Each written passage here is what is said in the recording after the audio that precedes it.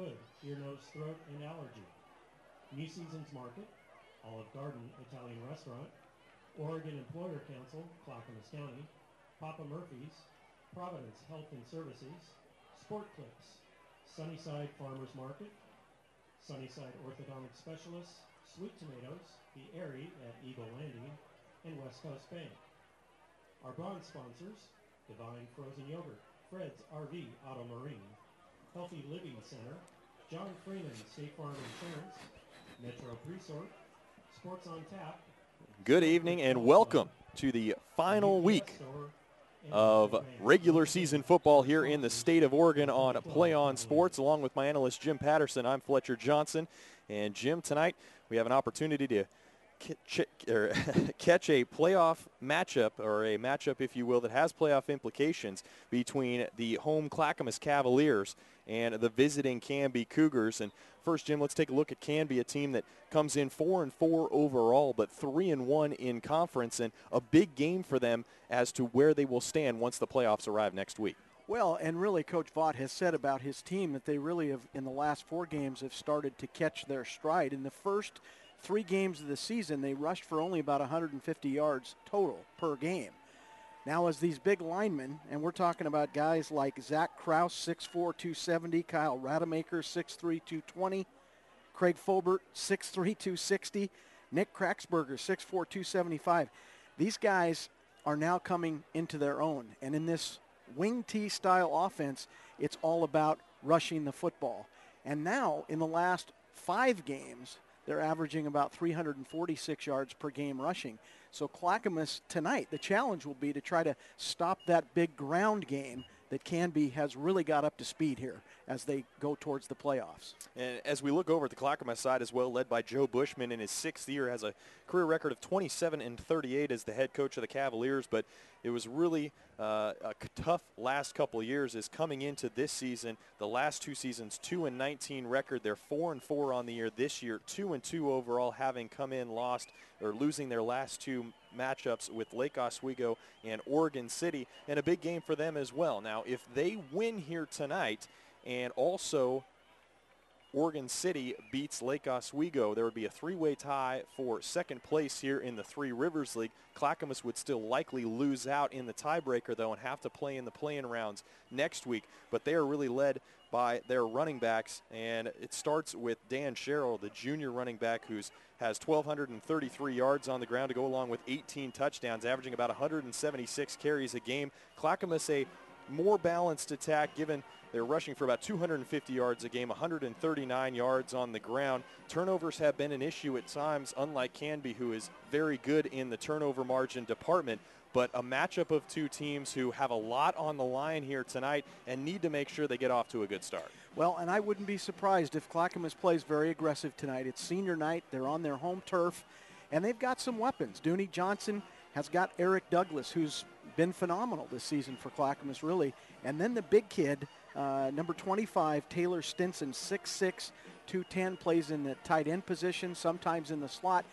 So Clackamas has got some weapons, and Canby will be challenged defensively to try to keep a net around all those guys. For a team that went 2-9 last year, they did have some all-league performers and first-team returners this year. Eric Douglas, the third out at wide receiver, he's still a big weapon for the Cavaliers. Levi Millay, the punter, is also a weapon. And you look at the second-team guys, Jake Iverson made it as a safety on the second team and honorable mention wide receiver. So as you mentioned, Jim, Clackamas has some weapons. Canby has weapons as well. You mentioned the big offensive line, but they also have the transfer from Tigard at quarterback, Sam Stelk. Sam Stelk is 6'5", and what a weapon he's turned into. And again, Coach Vaught said the interesting thing about this kid is at 6'5", when he got into this offense towards the beginning of the season, he thought he was playing in the NFL because he'd get outside the pocket, and rather than run the football and be that threat that a wing T offense needs from the quarterback, he'd kind of hook slide.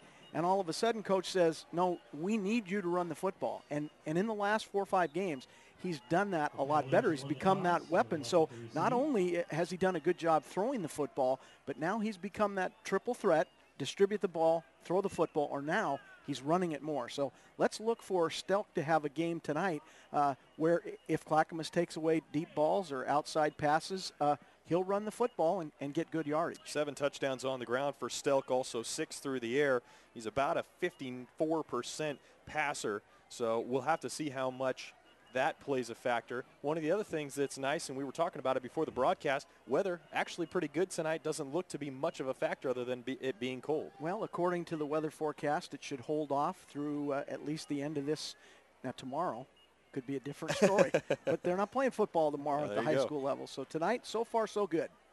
And as you look at the Clackamas defense as well, it's a team that has some veterans on it. They have a strong class at the junior level led by Zach Farnes, the inside linebacker, who leads the team in interceptions, also leads the team in tackles with 90 overall. So obviously against this Canby rushing attack, that front of the Clackamas defense and then the Cavalier linebackers will be tested as well. Well, and what they're really going to need to do, Fletcher, is playing against wing T football. You've got to be very disciplined because wing T is all about putting the defense in conflict. So there's lots of counter plays, a lot of reverse action.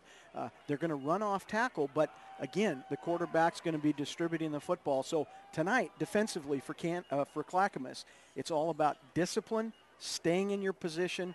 Don't try to do too much. Take care of your part of the field, and things should go pretty well. Both teams 4-4, but Canby's record can be a bit deceiving. They're 3-1 in conference, and 3 of their losses came very early in the year. Well, and again, that goes back to what we talked about earlier. They're really now starting to hit their stride. We talked about Stelk and rushing. In the first 3 games, he was minus 54 yards rushing. In the last 4 games, 208 yards. So, again, he's going to be a key to the wing T, and Clackamas is going to have their hands full tonight. Canby will kick off to start the game. They are wearing the all-whites with the black helmets. Clackamas in the black shirts, white pants, and black helmets. And we are underway. Kickoff will go down the field and be taken at about the 20-yard line. And eventually the runner brought down at the 30. That's Ryan Gilbert on the return. So Clackamas will take over. And Dooney Johnson, 6', 210-pound junior, comes out to lead the offense. Well, and as we talked about earlier, we're going to be looking for Eric Douglas. You can see at the top of the screen, number 3 at wide receiver. Also number 25, Taylor Stinson. Big targets if they're going to throw the football, but Sherrill's going to be their guy handing the football off in the backfield. So Johnson will start in the shotgun with Sherrill behind him. Handoff will go to Sherrill up the middle. Can't find much running room as he gets the ball across the 30. Looks like it'll be a pickup of around 2 yards. And those Canby linebackers in on the tackle, among them Coleman Schmidt, who leads this team in tackles, 53 overall. Hunter Corey also in on the tackle. So you want to try to, run the ball up the middle so you can go play action pass. Sherrill tries the right side this time. Will dive forward and really just get back to the original line of scrimmage as big number 79 for Canby, Chris Barham, was in there. Clackamas also uses its zone read where the quarterback's going to read the tackle, the defensive end. So 3rd down and 7 for the Cavaliers. Johnson will look to throw. Throws it out behind his receiver. Intended target was Eric Douglas. Looked like a bit of a timing route and early on, feeling things out. Yeah, just a miscommunication there. It looked like Douglas actually ran the little slant route, and Johnson threw the out route. So a quick 3 and out as Canby holds Clackamas here in their first series. And back to punt for Clackamas, Levi Millay, the 5'7", 190-pound junior. Was an all-league performer, first team last year. Punts this one down. It'll take a bounce forward. And a very nice Clackamas bounce down inside the 20-yard line. It will roll all the way down inside the 15 and be down close to the 13-yard line. So Canby a defensive stand on their first look defensively. And now the quarterback transfer from Tigard, Sam Stelk, comes out. 801 yards through the air to go along with 6 touchdowns. Also dangerous runner as well, as we talked about in the pregame show. 7 touchdowns on the ground. He's got some weapons to work with as well. He does. And on special teams, you'd like to see your up back come up and catch that ball. That cost him an extra 14 yards on the bounce on the punt play. So Stelk will start under center and pitch it to Caruso going right. Taken down after a short gain off that right side of about 2 yards. So Clackamas up to the task there on first down. Will set up 2nd down and 8. Dalen Hudson, nice job coming up from the backside linebacker position to chase Caruso down. And again, defensively for Clackamas, it's all about reading keys and staying disciplined. against the wing tee.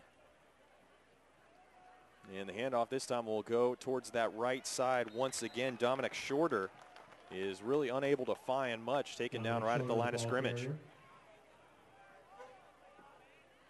Good job by the Clackamas defense, particularly the defensive front. You really want to engage those offensive linemen, stand them straight up, find the football, then shed them very quickly, and Clackamas and the D-line did a good job there. Especially with the size of that offensive line, you have to try and get them out of the way. As third down pass will come from Stelk. He'll try and just run it up the middle as his receivers were covered, and the pile being pushed forward close to that close to that first down marker. Flag comes in late, but the Stelk taken down at the 22-yard line, so he'll be about a yard short, but we'll check the penalty. So the back judge throws it, maybe a face mask or something like that. Yep, that's typically what you're going to get. And Stelk did such a great job of moving the pile. Again, he's 6'5", 225. And Clackamas actually had him well short of the first down, but the pile just kept moving. And then, of course, you've got the penalty on top of that. So it will be first down and 10 at the 28-yard line, we'll call it. As the handoff goes up the middle, finds a lot of running room out past the 40. He's on his way. That's Schreier. Isaac Schreier takes the ball down to the 20-yard line of Clackamas, and Canby in business on their first offensive possession. Well, and so many times what happens is because of the action in the backfield where you see the halfback and the tailback crossing on counters, you forget the fullback, and Canby goes to the quick-hitting trap play, and they get huge yardage inside Clackamas territory.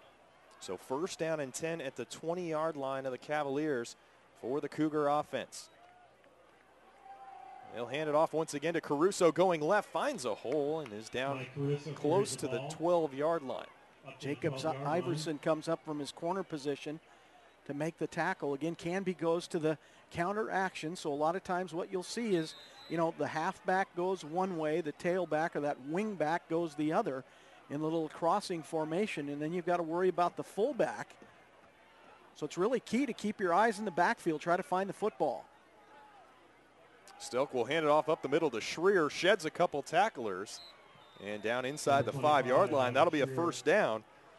So Canby first down and goal. Inside the 5-yard line. Inside the 5-yard line, close to the 4. First and goal, Canby. So they get the benefit of a, personal foul, a face mask penalty, get themselves set up, and then they hit the big running play, the fullback trap, and now they're looking at scoring here to start the first quarter. Handoff will go up the middle to Schreier once again, this time met right at the line of scrimmage by Dalen Hudson. So Clackamas defense stands on first down and goal. It'll set up second down and goal from the 4. No gain on the play. Canby will, more than likely, they're going to try to run the football here. Although Stelk has done a good job throwing the football, they've come into their own the last 5 games. And they've got really, this is 3-4 down territory. So I think they'll run the football, probably run counter here, some kind of misdirection on Clackamas. Canby rushing for about 268 yards a game. Handoff will go to Shorter. And he is in. Touchdown Canby. So Shorter sidesteps at the line of scrimmage, is able to find a hole, gets it up through the middle, and Canby's up early 6-0. Well, they did go the little counter play, where they're going to pull the backside guard, so the counter was to the right side. They'll pull the guard from the backside. Nice little kick-out block, and an easy score for Canby here to start the first quarter. Alejandro Sandoval out to attempt the extra point. He's made 15 so far this year. Snap comes, it's high, kick is up. And it goes through, so the junior tacks the extra point on the board, and with 7:39 left in the first quarter, Canby out to a 7-0 lead. We'll jump out to break here on Play On Sports.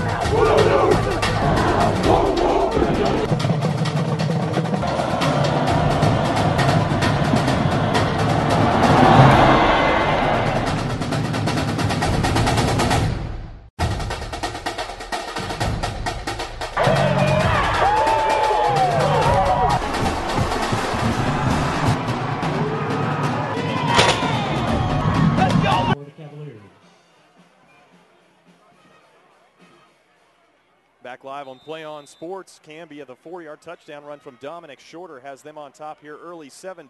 Kickoff from Shorter is taken by Iverson down around the 17 and does not find much running room, taken down there by the Cougar special teams. And Clackamas will come out for their second offensive possession. Tried to run the ball in the first couple downs, and then a miscommunication on third down forced the Cavalier punt. Well, and I think that Clackamas, again, I think Coach Bushman will open things up here a little bit. This is a big game, both teams at 4-4. And obviously the playoff scenarios you talked about, a lot of things can happen, and if one team does this and another. So, you know, the idea here is Clackamas just wants to win the game, and I think they're going to need to open up the offense in order to beat Canby. Hand off to Iverson, and he comes out to the near side, taken down at the 26. And actually that's Eric Douglas. My apologies, Eric Douglas with the ball, and picks up 3 yards on the play, 2nd down and 7. You know, Douglas is the guy they want to try to get the ball to as much as possible, so get him in space. That's the key. Look for some screen plays, the quick out, quick slant plays. Get the ball to an athlete, let him make moves in the defensive secondary. Johnson will hand it off up the middle this time to Sherrill. And actually that's Dalen Hudson who takes the ball. Has 299 yards on the year, does not find much there. It'll be 3rd down and 7. I think one of the other things about this Clackamas team, trying to exercise the demons. They've played Canby the last couple of years, and they're 0-2 and have really not been in either game against Canby, averaging margin of victory for Canby 34 points. So Clackamas trying to change that, as the pass complete from Johnson, and he finds his man. That's Brody Halen, who was able to drag the defender across the 1st down line, and it'll be 1st down and 10 for the Cavaliers. Well, a couple things. Great throw by Dooney Johnson, but Halen with a great job of after the catch getting the yak, the yards after catch. He carried the defender and got the 1st down. Good play.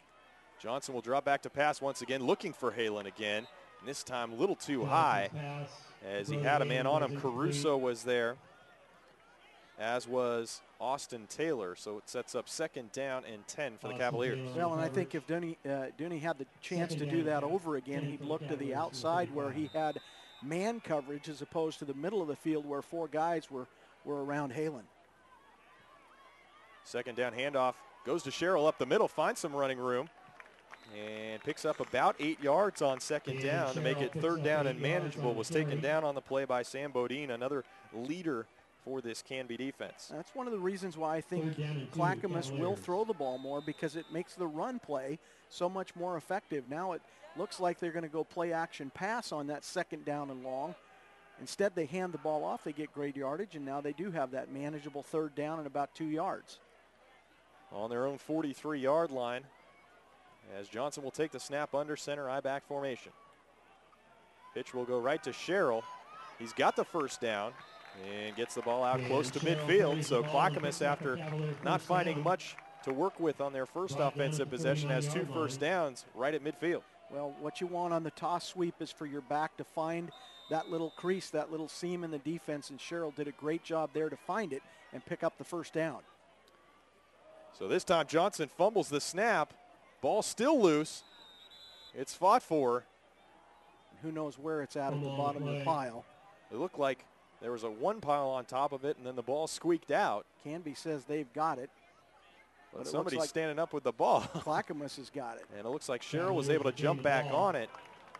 So Clackamas averts disaster there and pick up a couple yards in the process. Well, especially with the fact that they've actually got some momentum now here on this drive, and a quarterback center exchange and an error is just something that you just don't want to see happen. They got lucky there to get the ball back. Under 5 minutes left to go in the 1st quarter. Clackamas looking to try and answer the Canby score. Handoff will once again go up the middle. About a 2-yard gain by Sherrill, taken down by one of those big guys up front, Nicholas Kraxberger, the 6'4", 275-pound junior. So now 3rd down and about 6 yards to go. 3rd and 6 for the Cavaliers. Something play action, looking for Douglas, who's got man coverage at the top of the screen.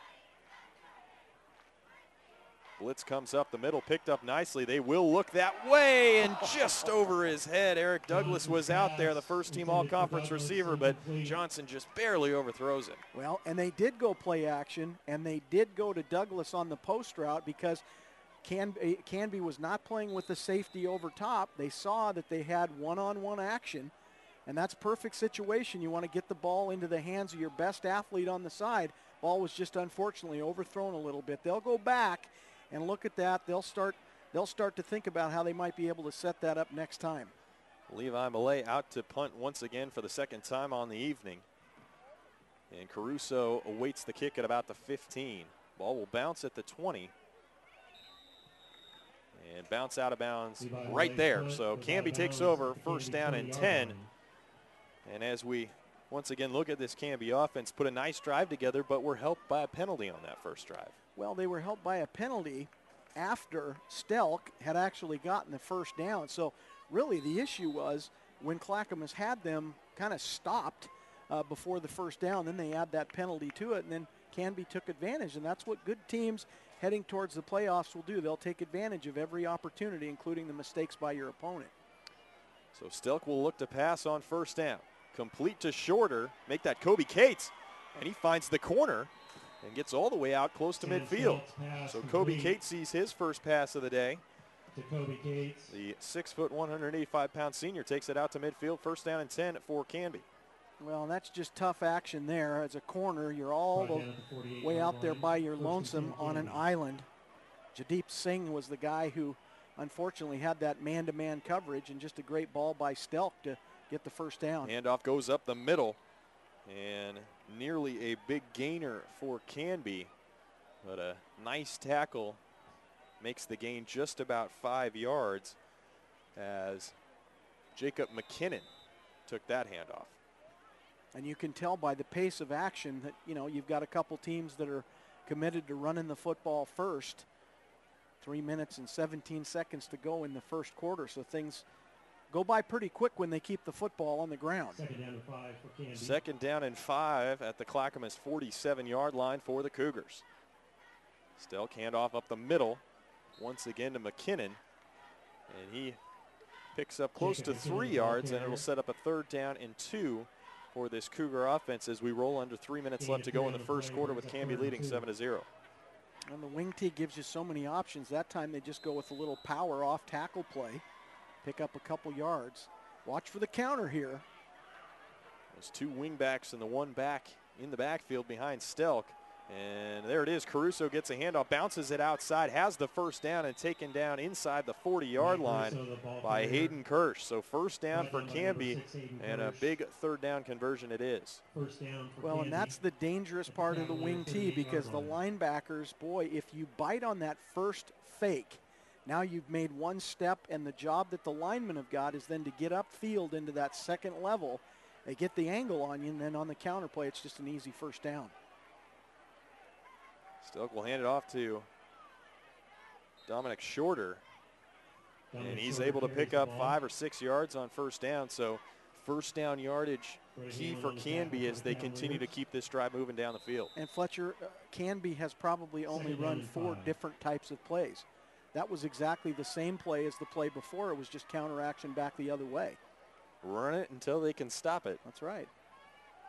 So Stelk will drop the pass on the play action this time. Look down the field. Caruso's wide open and taken down inside the 15-yard line, but not after close to a 19-yard gain. Sets up Canby deep in Clackamas territory. Well, Stelk is a big left-hander, and this is what's going to make Canby a real challenge for teams in the playoffs, is that once he gets outside, and that was a rollout to the right for a lefty, did a nice job of finding Caruso, who found that little spot, that little open void, and another first down. Handoff goes up the middle to McKinnon, finds a lot of running room, and he is into the end zone. Touchdown, Canby, from 14 yards out. Jacob McKinnon takes it into the end zone, and Canby out further on top, 13-0. Another fullback trap play where they fake the counter, but it's just a quick handoff on the reverse pivot by the quarterback. Linebackers were nowhere to be found. Easy touchdown for Canby. So Coleman Schmidt, the long snapper, out. Alejandro Sandoval set to attempt the extra point. Kick is up, and this one a little bit prettier as Sandoval puts it through for his 17th PAT on the year. So a 14-yard run from Jacob McKinnon has Canby on top 14-0. More after this here on PlayOn Sports. Just in time photography.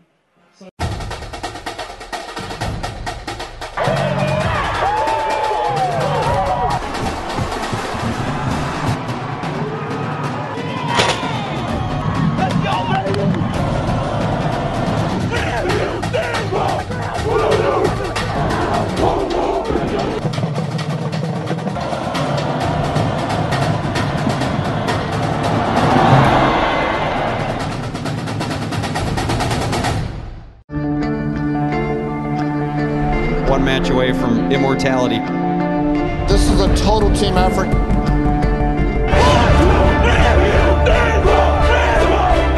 gonna come at you. One shot at this.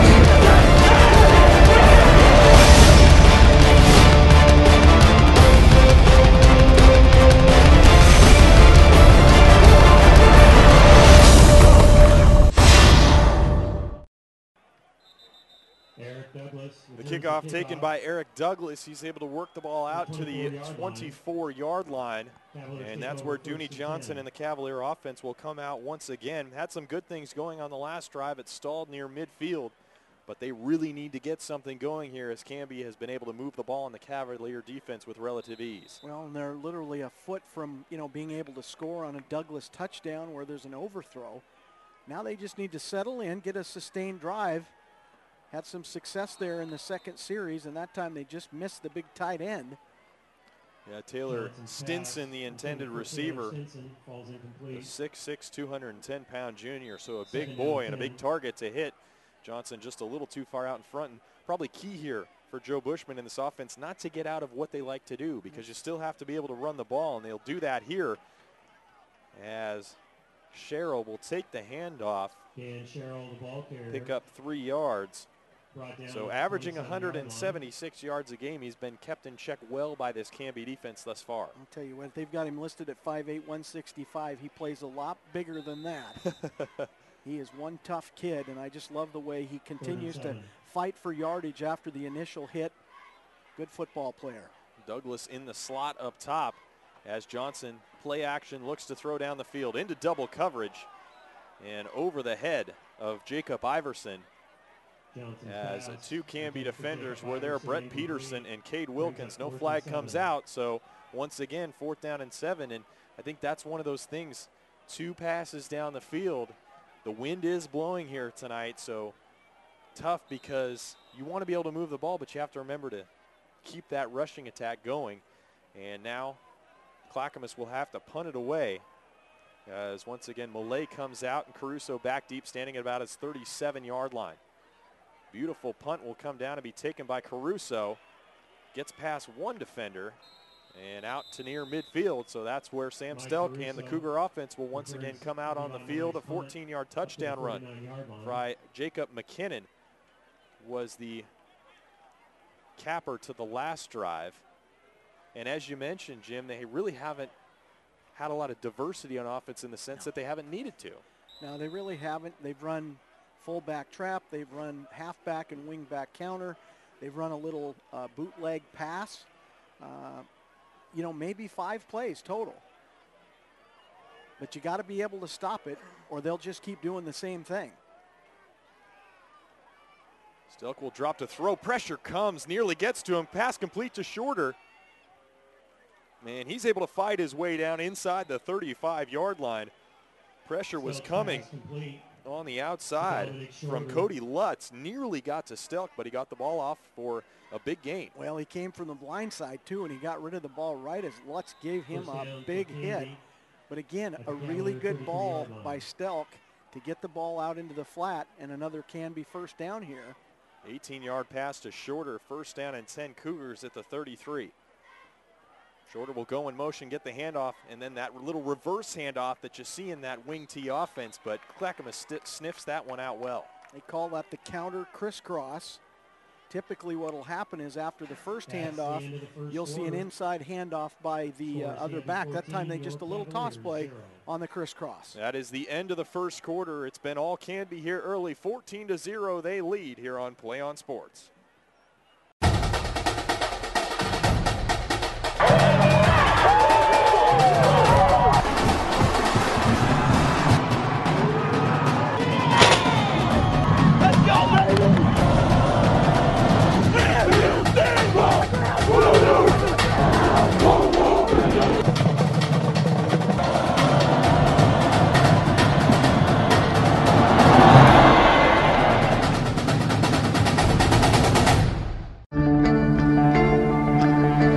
One match away from immortality.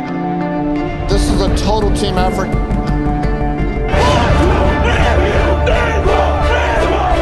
We're gonna come at you. One shot at this.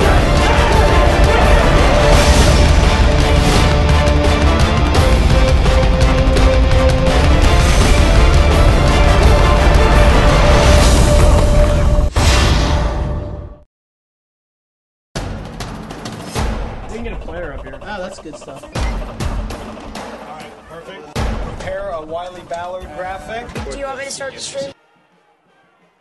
Back live for the second quarter of action at Cavalier Stadium on the campus of Clackamas High School just outside of Portland, Oregon. Fletcher Johnson, Jim Patterson here with you. It's been all Canby thus far, 14-0, and Stelk dropping to throw on second down at 10. Finds another man wide open at the 20, and he's able to squeeze the ball into the end zone. Touchdown, Canby. And on that one, it was A.J. Schlatter who was wide open running across the formation. Well, they run play action and then the little boot action. Schlatter came from the far side, the right side of the field, ran the little drag route, got behind the linebackers, and Stelk threw an absolute dart right to Schlatter, who made the move after the catch, and a touchdown for Canby as they really jump out on top of the Cavaliers here to start the second quarter. Schmidt to snap, Stelk to hold, as Sandoval will attempt to put an extra point up, and he does. So 21-0 on the first play of the second quarter. Canby hits a big one.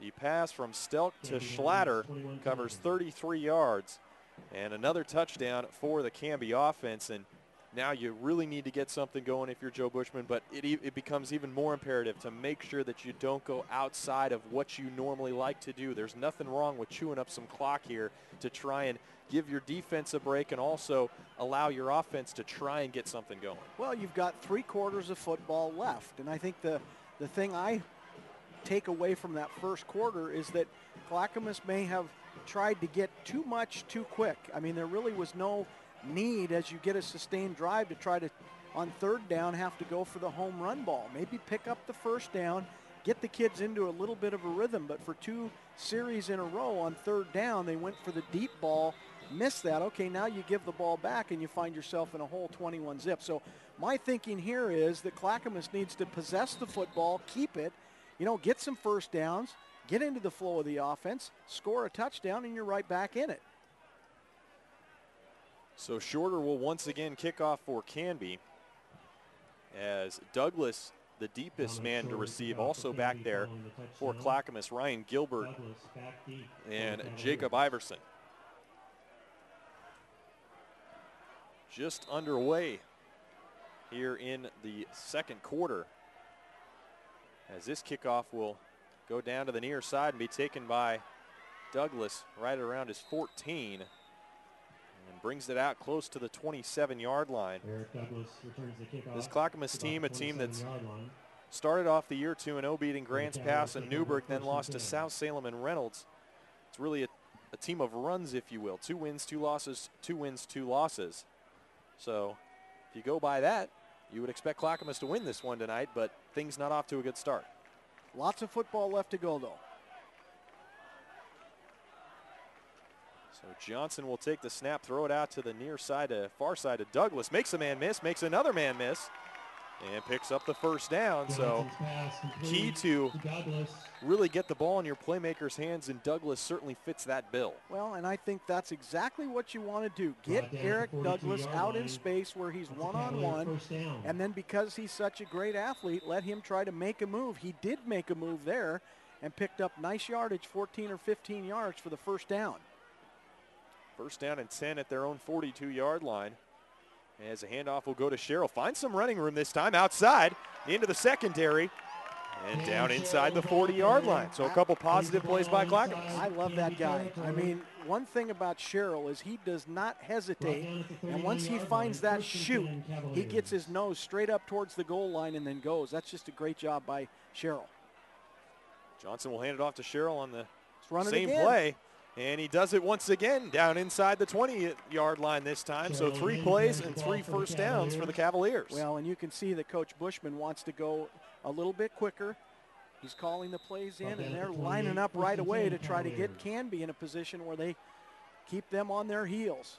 So back up to the line quickly is Johnson in the Cavalier offense. Handed off up the middle to Sherrill. This time is met right in the center of that line by number 6, Sam Bodine, and a couple other Cougars. I just like the way this drive has started out. They get their ball in the hands of their athlete, then they go to Sherrill 3 times on the drive. This is exactly what Clackamas needs to do to answer that last touchdown and get themselves back in the football game. Second down and 8. And handoff will go this time to Hudson, who tries to bounce it outside to the right, but really just gets back to the line of scrimmage, maybe a gain of about a yard. And it'll set up 3rd down and 7. I think where Clackamas has got an advantage offensively is outside. You know, Canby's really big and really physical up the middle. So it's really the plays outside the tackle where I think Clackamas has got to focus. 3rd down and 7. Johnson drops to pass. Good time. We'll look down the field. He's got a man out there. And just tipped away at the last second by Bodine, I believe it was. And the intended receiver, Brody Halen, is unable to reel it in. So 4th down and 7. And trailing by 3 scores already, it looks like Clackamas will go ahead and go for this one. Well, and Bodine was, quite frankly, he was beat. The ball was just thrown a little bit too far to the sideline. And the receiver actually had to turn around. He was looking towards the inside of the field. The ball was thrown to the outside shoulder. So big 4th down here for the Cavs. As Johnson drops the pass, looks over the middle and just too far out in front of Douglas once again.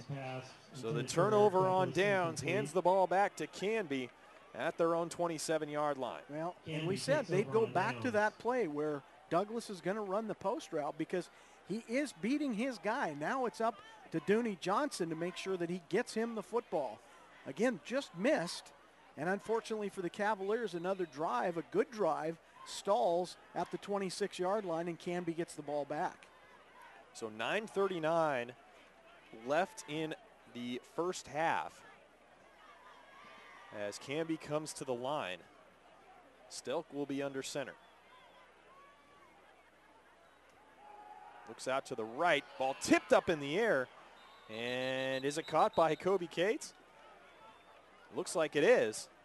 So right at the line of scrimmage. So complete pass, but no yardage gain. Yeah, it's pretty clear to me, too, that Canby has figured out that if Singh is the corner on that side and they've got one-on-one, they're going to go there. Douglas plays that corner position. They're probably giving him a blow, at least for a couple plays, and Canby has decided they want to pick on the corner on this side of the field. This time they'll pitch it out to that far side.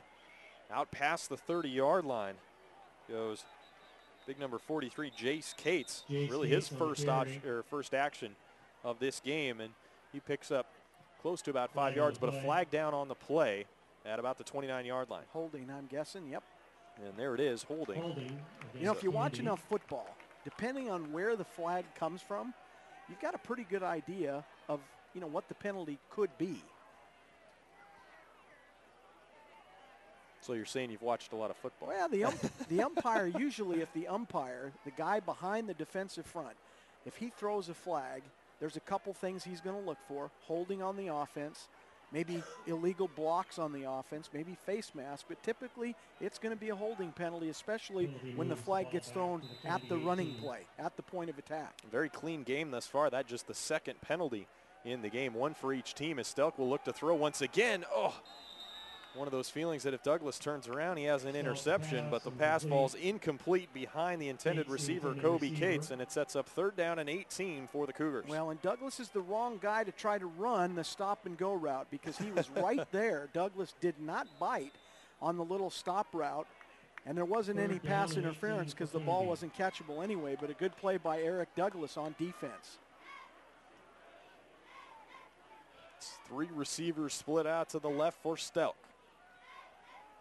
Handoff will go up the middle on a little dive play, but nicely read by the Cavalier defense. Couple different defenders in there on the tackle, and Canby will have to punt it for the first time this evening. Well, and there you go. So now you've got the football coming back, and field position-wise, depending on where the punt finally lands, this is going to be the best field position that you'll have had as a Cavalier once you get the football back.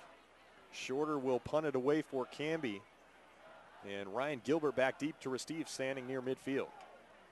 The punt comes, and this should be returned by Gilbert. Couple moves, but tripped up by the shoelaces right at the point of attack. But as you mentioned, Jim, the best starting field position for Clackamas thus far this evening. Now yet to be seen if they can turn it into points. Well, and they need to turn something into points here on this drive because they just had a great defensive stand. Okay, they get the benefit of some good defensive play. Now they get the ball back, best field position they've had. They need to put one in the end zone here. Bit of contrasting styles here this evening as Canby runs that wing T offense. Clackamas much more of a spread attack as the handoff goes up the middle to Sherrill, bounces it outside, and you see the wheels that kid has and the side-to-side quickness as it looked like he was through the hole. Had a defender meet him and then jumped to the outside, picked up more yardage. Let me tell you, the other thing that people, I'm sure they think about, but, you know, I said he played bigger than 5'8", but the fact that he is that size, he's tough to see. Those big defensive linemen have a hard time finding the football, and he's just an aggressive runner. So that's a good combination. I'm very impressed with Dan Sherrill. Johnson will once again hand it off to Sherrill.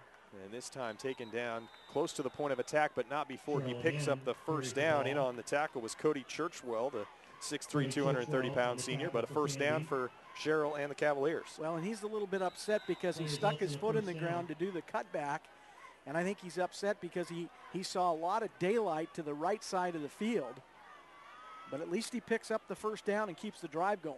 Johnson will drop the throw, hits his man Stinson this time. And a gain of about 5 yards as he gets the ball down close to the 31-yard line. Flag comes out. I'm going to think it's a face mask again. That's the kind of pass play, Fletcher, that I think Clackamas need. The high percentage, those things are open. You've got some good targets. It's a personal foul, face mask on Canby. Face mask penalty against Canby. So move it 15 yards closer down to the end zone. That'll take the ball down close to the 16-yard line. And they will, in fact, put it right on that 16-yard line. It'll be first down and 10 for the Cavaliers. Now it's just about ball security and execution. Clackamas has done a good job. They've had lots of opportunities. Now they need to get 6 points. Handoff goes up the middle to Hudson, who finds some room. Hudson, the ball carrier. And inside the 15, close to the 13-yard line. That'll be about a 4-yard gain on first down. You know, here's the other thing. You want to keep Canby's defense on the field. Make those big guys on the defensive front who turn around and have to play offense stay on the field and play a little bit. Sherrill will take the handoff going left. Trips a bit, but gets it down inside the 10. It makes it 3rd down and 1 as he falls down close to the 8-yard line, running behind that big offensive line for Clackamas as well. Not quite as big as Canby's, but led by senior center Jonathan Kenyon. He's an honorable mention offensive lineman in 2011 as they come back to the line once again. This time Johnson will take the snap under center. Late player running on. And I think a wise timeout there. Timeout as Clackamas trying to figure things out. Well, they were going to run with 10 guys. Stilson was not on the field as a tight end. He came onto the field late, and I think, you know, this is a critical 3rd down, so a good decision to call the timeout, make sure everybody's on the same page, because you pick up the first down here, now you're inside the 10-yard line, with an opportunity to score and get yourself back in the game. So a good timeout to make sure everybody knows exactly what you want to do. You've talked about how Canby has really improved on the offensive side of the ball, rushing here in these last few games as they've improved their record. Also, their defense playing very well. Gave up about 38 points a game the first 3 games of the year. Since that point, the last 5 games, just 16 points a game. So the defense stepping up just as much as the offense was. Well, and you know Canby's going to be stingy defensively. So again, I think the key here to get back in the game is just keep the football, possess the football, execute on offense, and make Canby have to stay on the field more defensively. The Canby defense that returned 8 starters from last year's team. Been very opportunistic on defense as well. 10 forced fumbles and 6 interceptions. So it's 3rd down and 1 for the Cavalier offense. Handoff up the middle to Sherrill, who pushes the offensive line down inside the 5-yard line to the 3. So 1st down and goal for Clackamas. 6:11 left to go here in the first half. Well, and I liked what Clackamas did there. Dalen Hudson was the lead blocker at the fullback. He really was the key to the play there. Sherrill did a nice job of running, but Hudson with a great block. Hudson is the fullback once again. Sherrill bounces it outside and into the end zone. Clackamas is on the board under 6 minutes left to go in the first half. And that's exactly what the Cavaliers needed to do. They kept the football, they executed offensively, got the benefit of a penalty, took advantage of that, and then they went 2 plays in a row exactly the same, where they lined Sherrill up in the I formation with Hudson at the fullback, and again Hudson delivers with a good block on the linebacker, and Sherrill a nice job of bouncing it outside to get in the end zone. Michael McDonald on the field for the first time, the 5'10" junior kicker, and I believe he's looking for the tee to kick the ball on. McDonald on to attempt the extra point for the Cavaliers. He's kicked 19 PATs this year to go along with 2 field goals. He looks set to go for this extra point to try and cut the Canby lead to 14.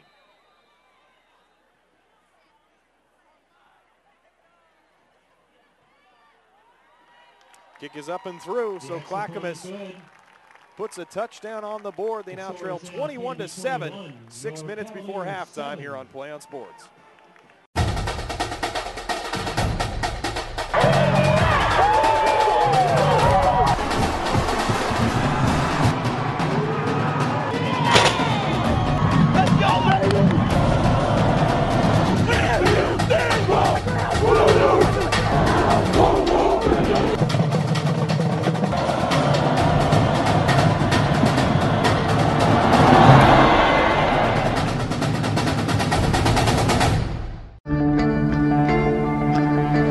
One match away from immortality. This is a total team effort. We're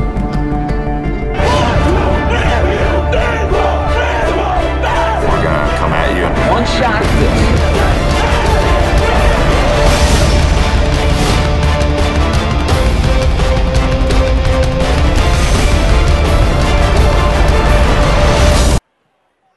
at Caruso. Back live at Cavalier Stadium. 6 minutes left before the break. And Clackamas, a 3-yard touchdown run from Dan Sherrill, his 19th rushing touchdown on the season, as Clackamas pulls within 14 of Canby, who scored all 21 of their points. Actually, I should say they're 14 of their 21 points in the first quarter, and then on the first play of the second quarter, scored on a touchdown pass to A.J. Schlatter. So McDonald out to kick the ball away. And back deep for Canby, Dominic Shorter and Mike Caruso stand at about their 10-yard line.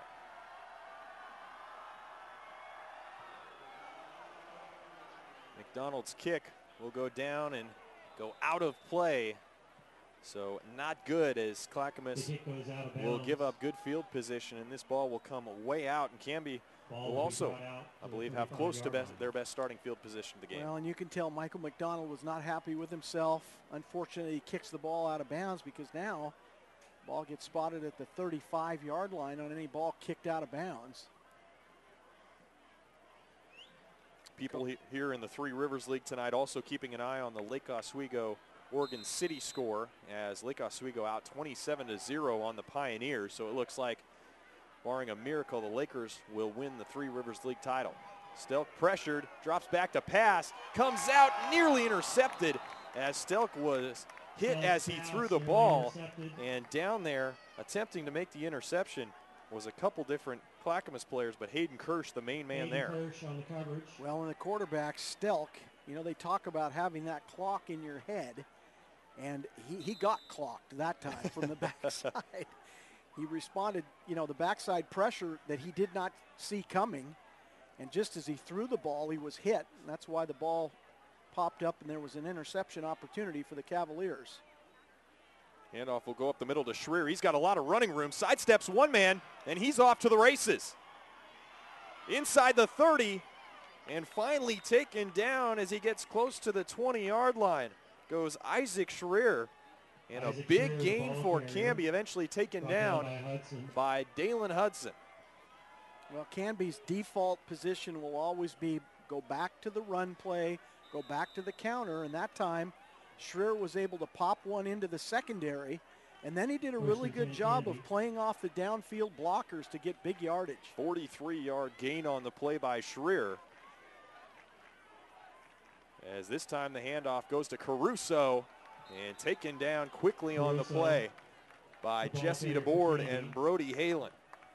Brody Halen did a great job playing the defensive end spot, was able to hold his blocker straight up, which is exactly what you want.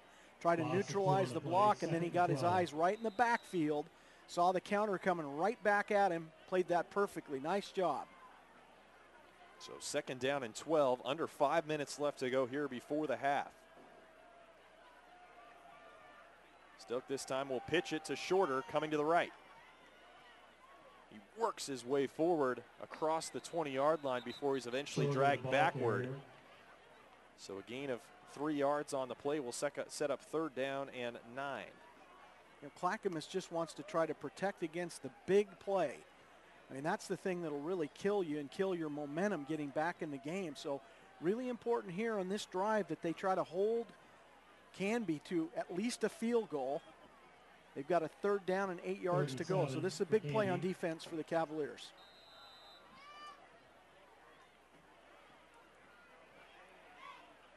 Stelk will drop to throw. He's looking for his man Schreier, who makes the catch, has the first down, and he has a touchdown. Isaac Schreier and the Canby Cougars have scored once again on the 19-yard touchdown pass on 3rd and 7, and they extend the lead out to 27-7. Well, here's the problem, Fletcher, is that once Schreier comes through the line of scrimmage, a linebacker's got to get some sort of bump on him, hold him up, because he sneaks right out into the flat. They go with the bootleg action. He's wide open because he gets behind the linebacker, and that's one of the adjustments that they're going to need to make defensively. Is you see a back come through the line of scrimmage, tackle the guy. So Sandoval's extra point is up and through. So after Clackamas scored a touchdown of their own, Canby answers right back to push the lead back out to 3 scores. Back with more after this here on PlayOn Sports.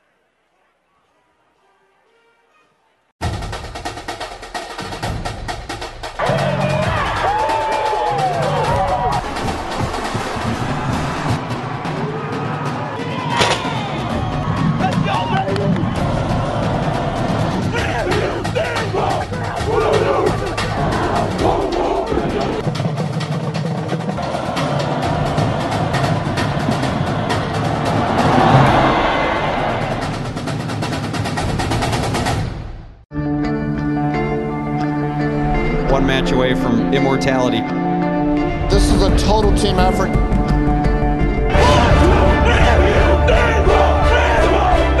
gonna come at you. One shot at this.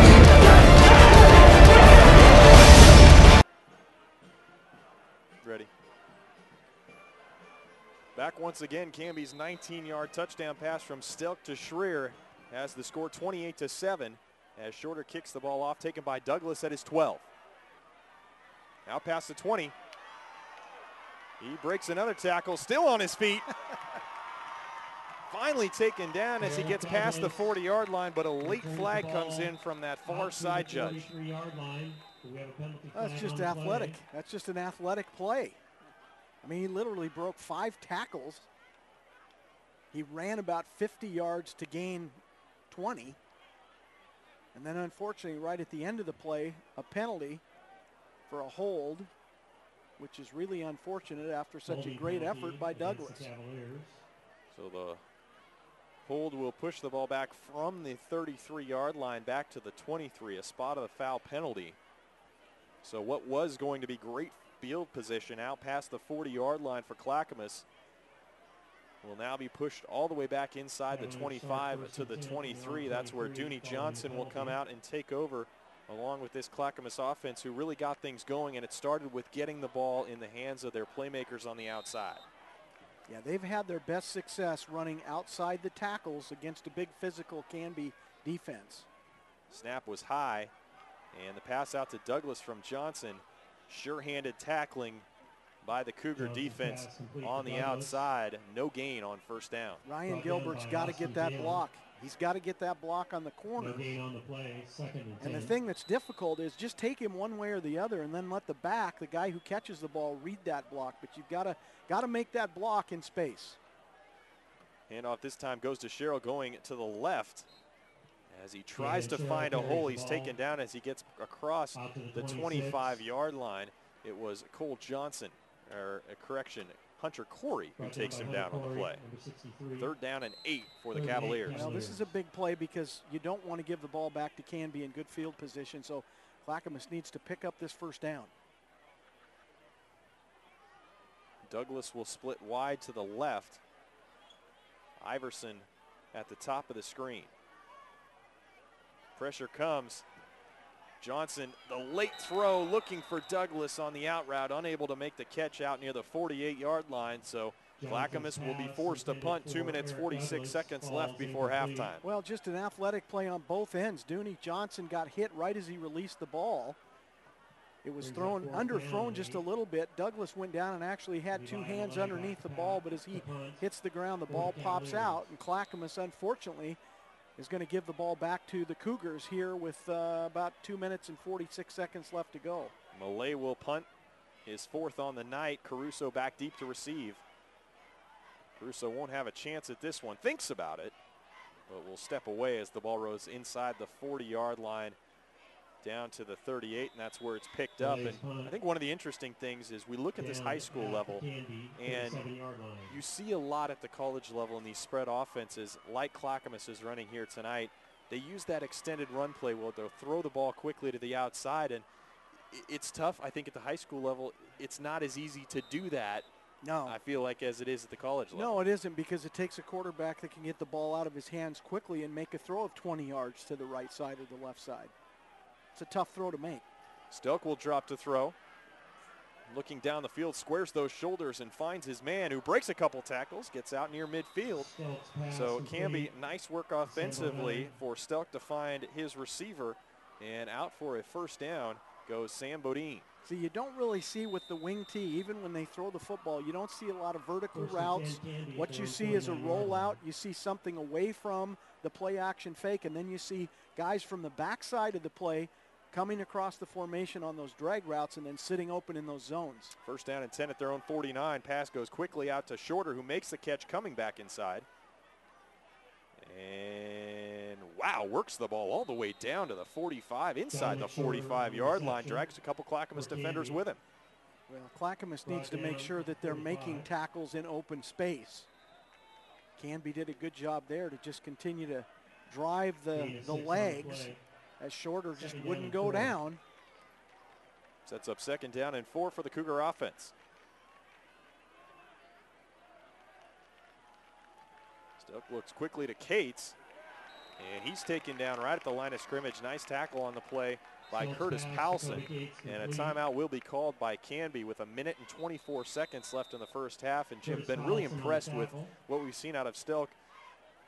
He's thrown the ball well, but I've been really impressed by his ability to, even when rolling out to the right side, square his shoulders before he throws the ball. Well, I mean, fundamentally, he's very sound. And I think that's where Coach Vaught really knew he had something special in this kid who transferred, particularly if you could get him to think about running the football. Because, again, at 6'5", 225, he's a load when he decides to keep the football. But I don't think that was part of his mentality until he got to Canby. And now the coach says, look, we need our quarterback to be a runner. But fundamentally, in terms of his mechanics throwing the football, he's very sound, and he throws a good tight spiral, is really good at looking down the field and finding those open receivers. I'm very impressed as well. In your experience at the high school level, how often do teams run 2-minute drills during practice? Well, I mean, they do run it. They do run it at every practice. And typically what they're going to do is their 2-minute drill is going to incorporate calling a couple plays during a timeout like that, so if they can line right back up on the ball. Handoff goes up the middle as it was Jacob McKinnon, who already has a touchdown on the day. So the clock stops here because of the first down, so they're going to be ready to get right back up on the ball. Clock's being wound now, so they'll get the snap off just before the 1 minute. First down. And they've probably got another play called already, so they can get right back on it and run another play. Stelk will take the snap from shotgun, not something we've seen very much in the first half, and it's wide. He's able to reel it in, and he looks down the field in the middle for Shorter, who makes a catch. He's leveled on the play, but he hangs on to the ball. What a catch. It was Iverson in there knocking him down, but a big gain moves the ball down inside the 25. First down and 10 at the 23. Well, and I guarantee you Shorter knew he was going to get hit too, and that was what was even more impressive, is that he did take the hit from Iverson but held on to the ball. 50 seconds in the clock running here in the first half. Stelk will fake the handoff, look down the field. In the center, finds his man. Does he hang on once again? Another big shot from that Cavalier secondary, but he hangs on. Does Mihail Zarkov. Mihail Zarkov on the reception. See, Zarkov comes from the backside. He's playing tight end. So again, quarterback rolls to the left. They drag the tight end from the backside, and they've been wide open as they get behind those linebackers. 30 seconds left in the first half. Handoff goes up the middle to McKinnon, who drags a man down close to the 5-yard line. Now they'll call timeout. And they will get a timeout, so 20 seconds left in the first half. And it will be second down and about 3 yards to go as they've moved the ball back to the 6-yard line. But very important here, already trailing by 21, that Clackamas finds some momentum to stand here before half.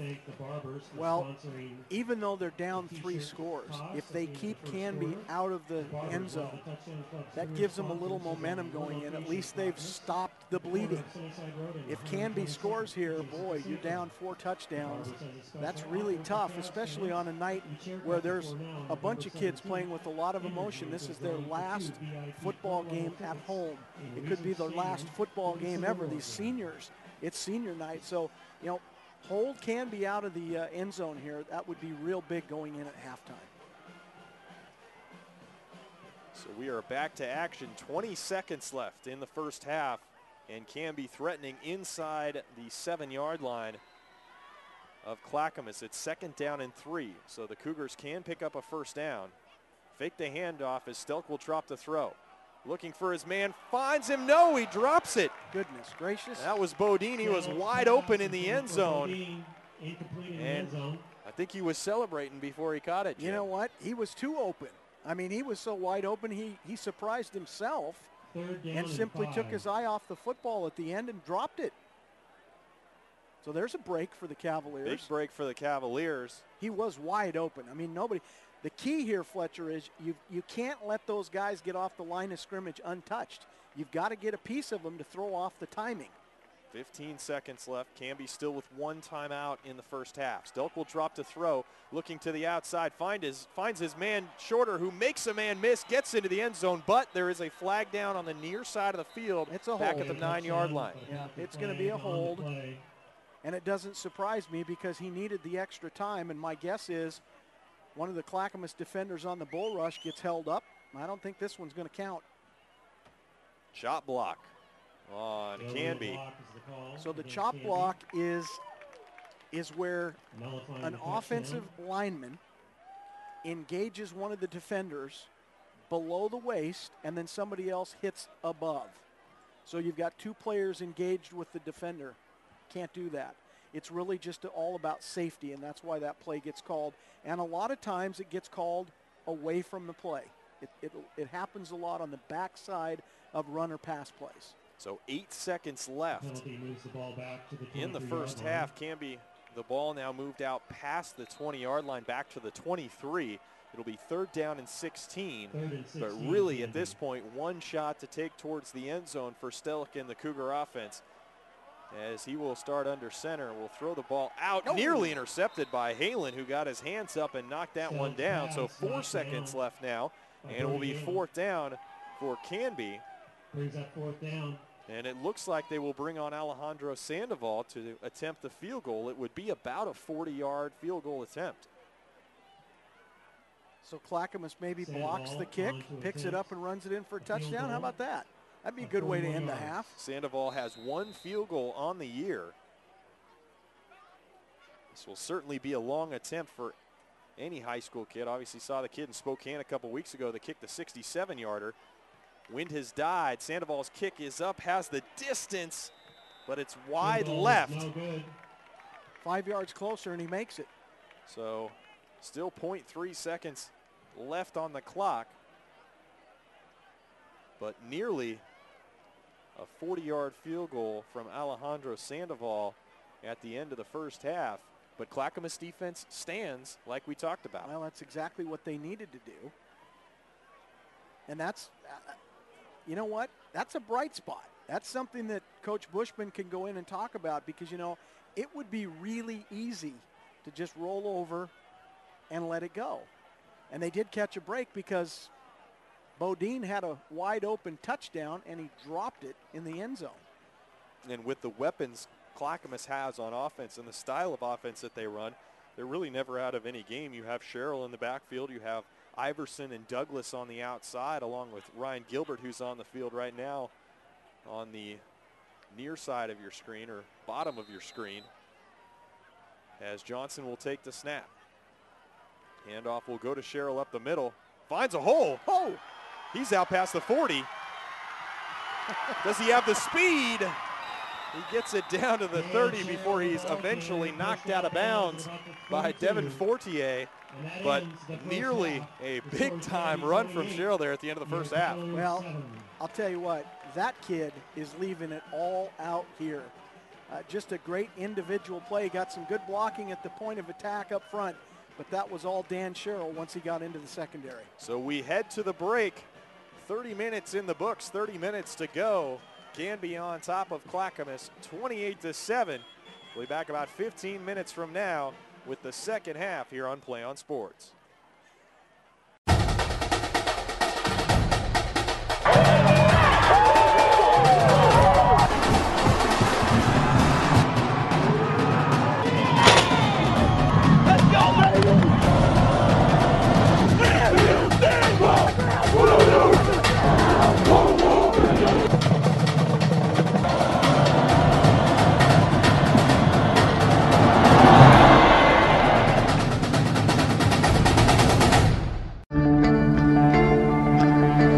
One match away from immortality.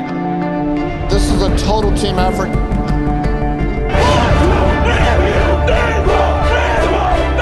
gonna come at you. One shot at this.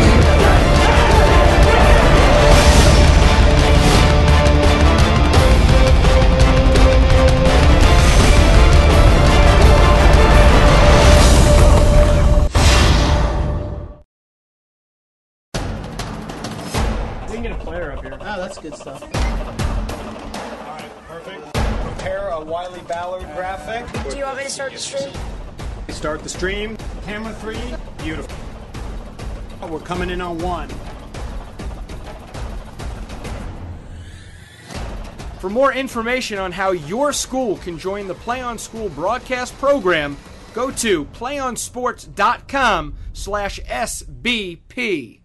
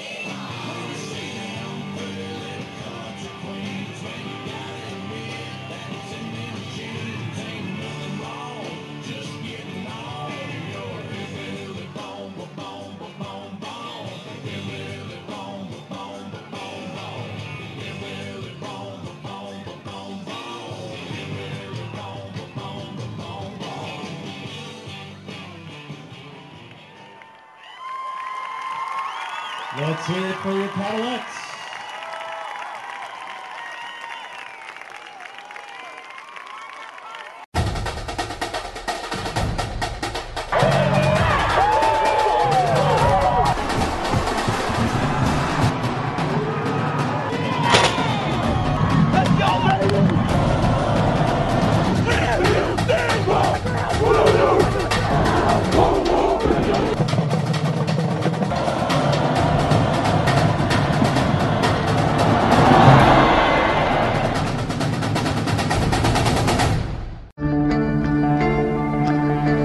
One match away from immortality. This is a total team effort.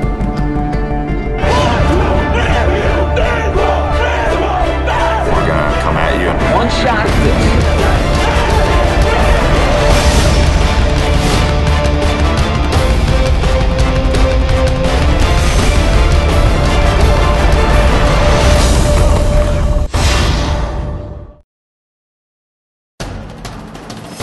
We can get a player up here. Oh, that's good stuff. All right, perfect. Prepare a Wiley Ballard graphic. Do you want me to start the stream?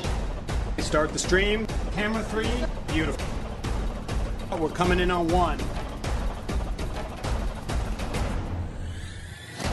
For more information on how your school can join the PlayOn School broadcast program, go to playonsports.com/SBP.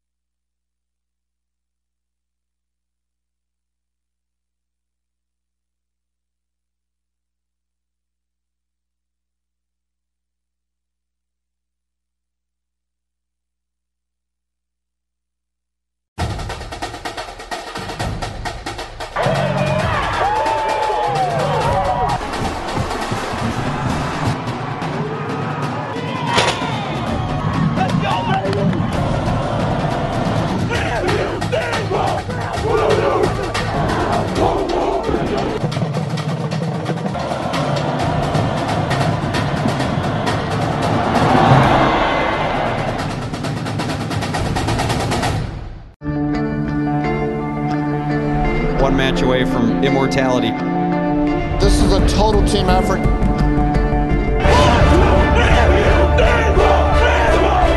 We're gonna come at you. One shot at this.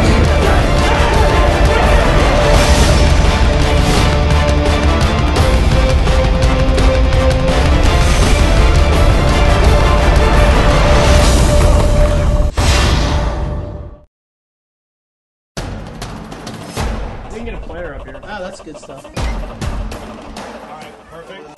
Prepare a Wiley Ballard graphic. Do you want me to start the stream? Start the stream. Camera 3, beautiful. We're coming in on 1. For more information on how your school can join the PlayOn School broadcast program, go to playonsports.com/SBP.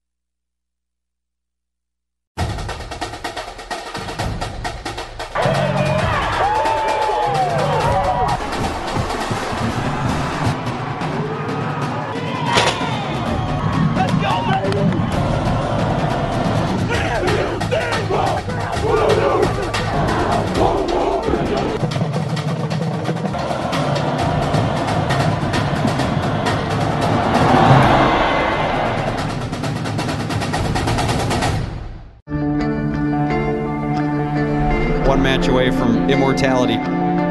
This is a total team effort.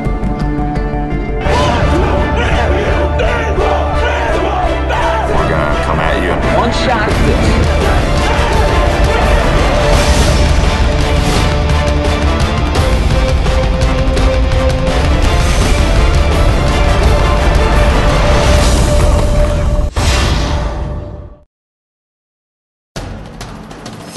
We can get a player up here. Oh, that's good stuff. All right, perfect. Prepare a Wiley Ballard graphic. Do you want me to start the stream? Start the stream. Camera 3, beautiful. We're coming in on 1.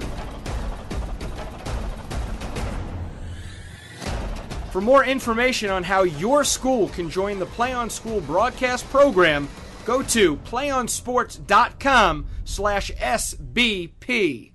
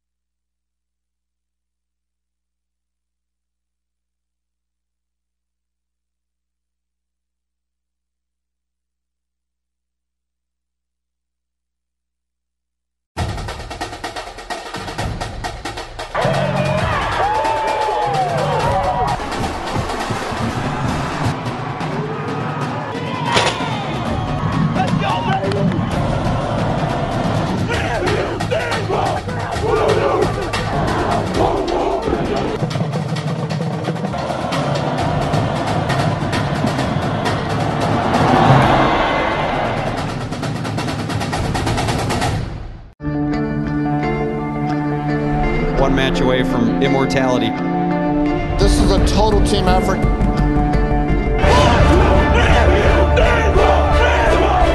We're gonna come at you. One shot at this.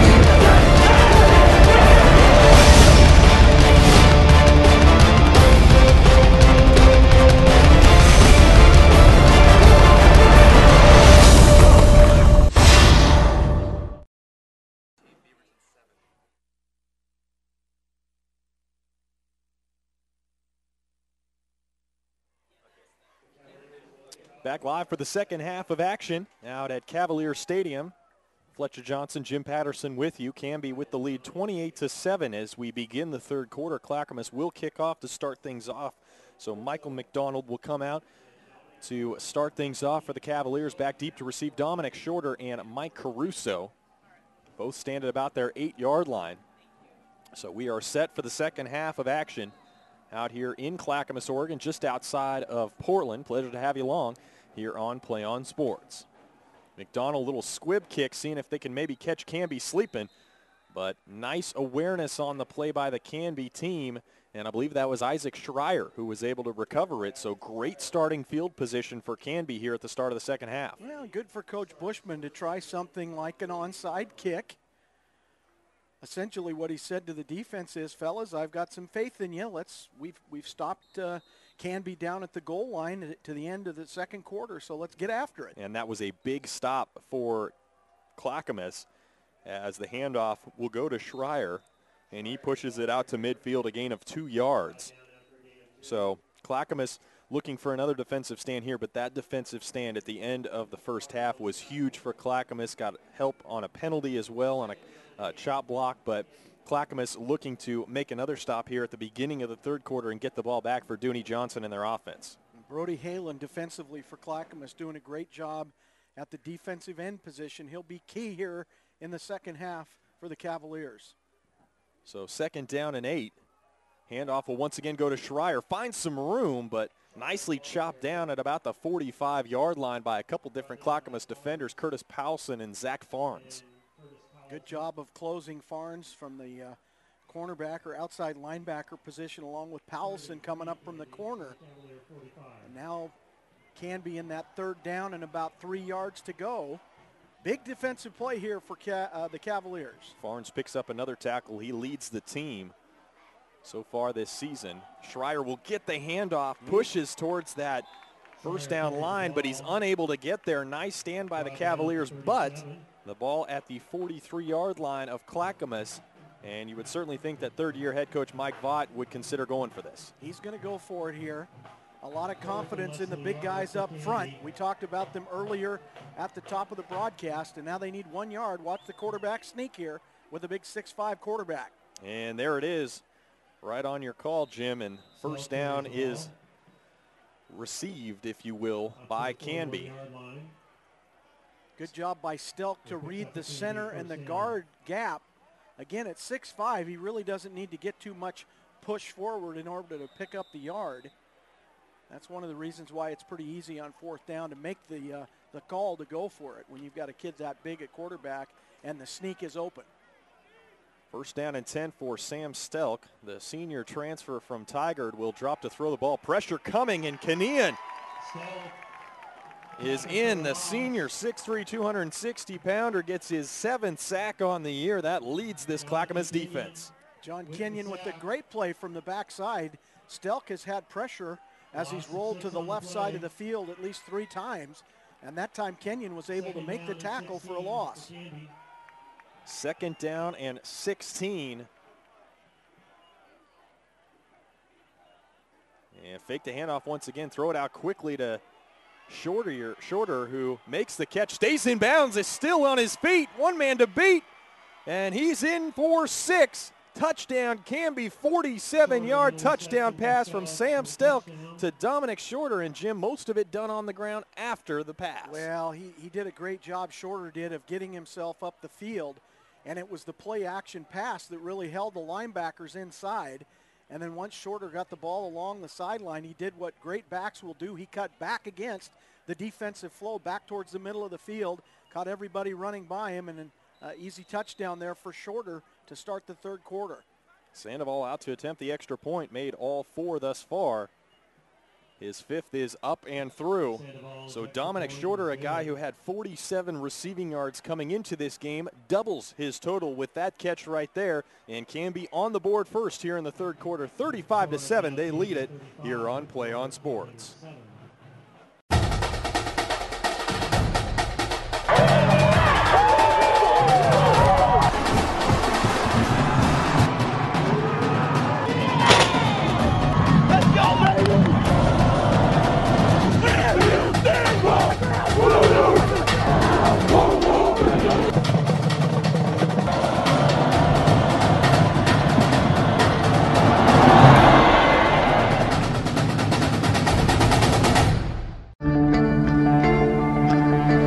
One match away from immortality. This is a total team effort.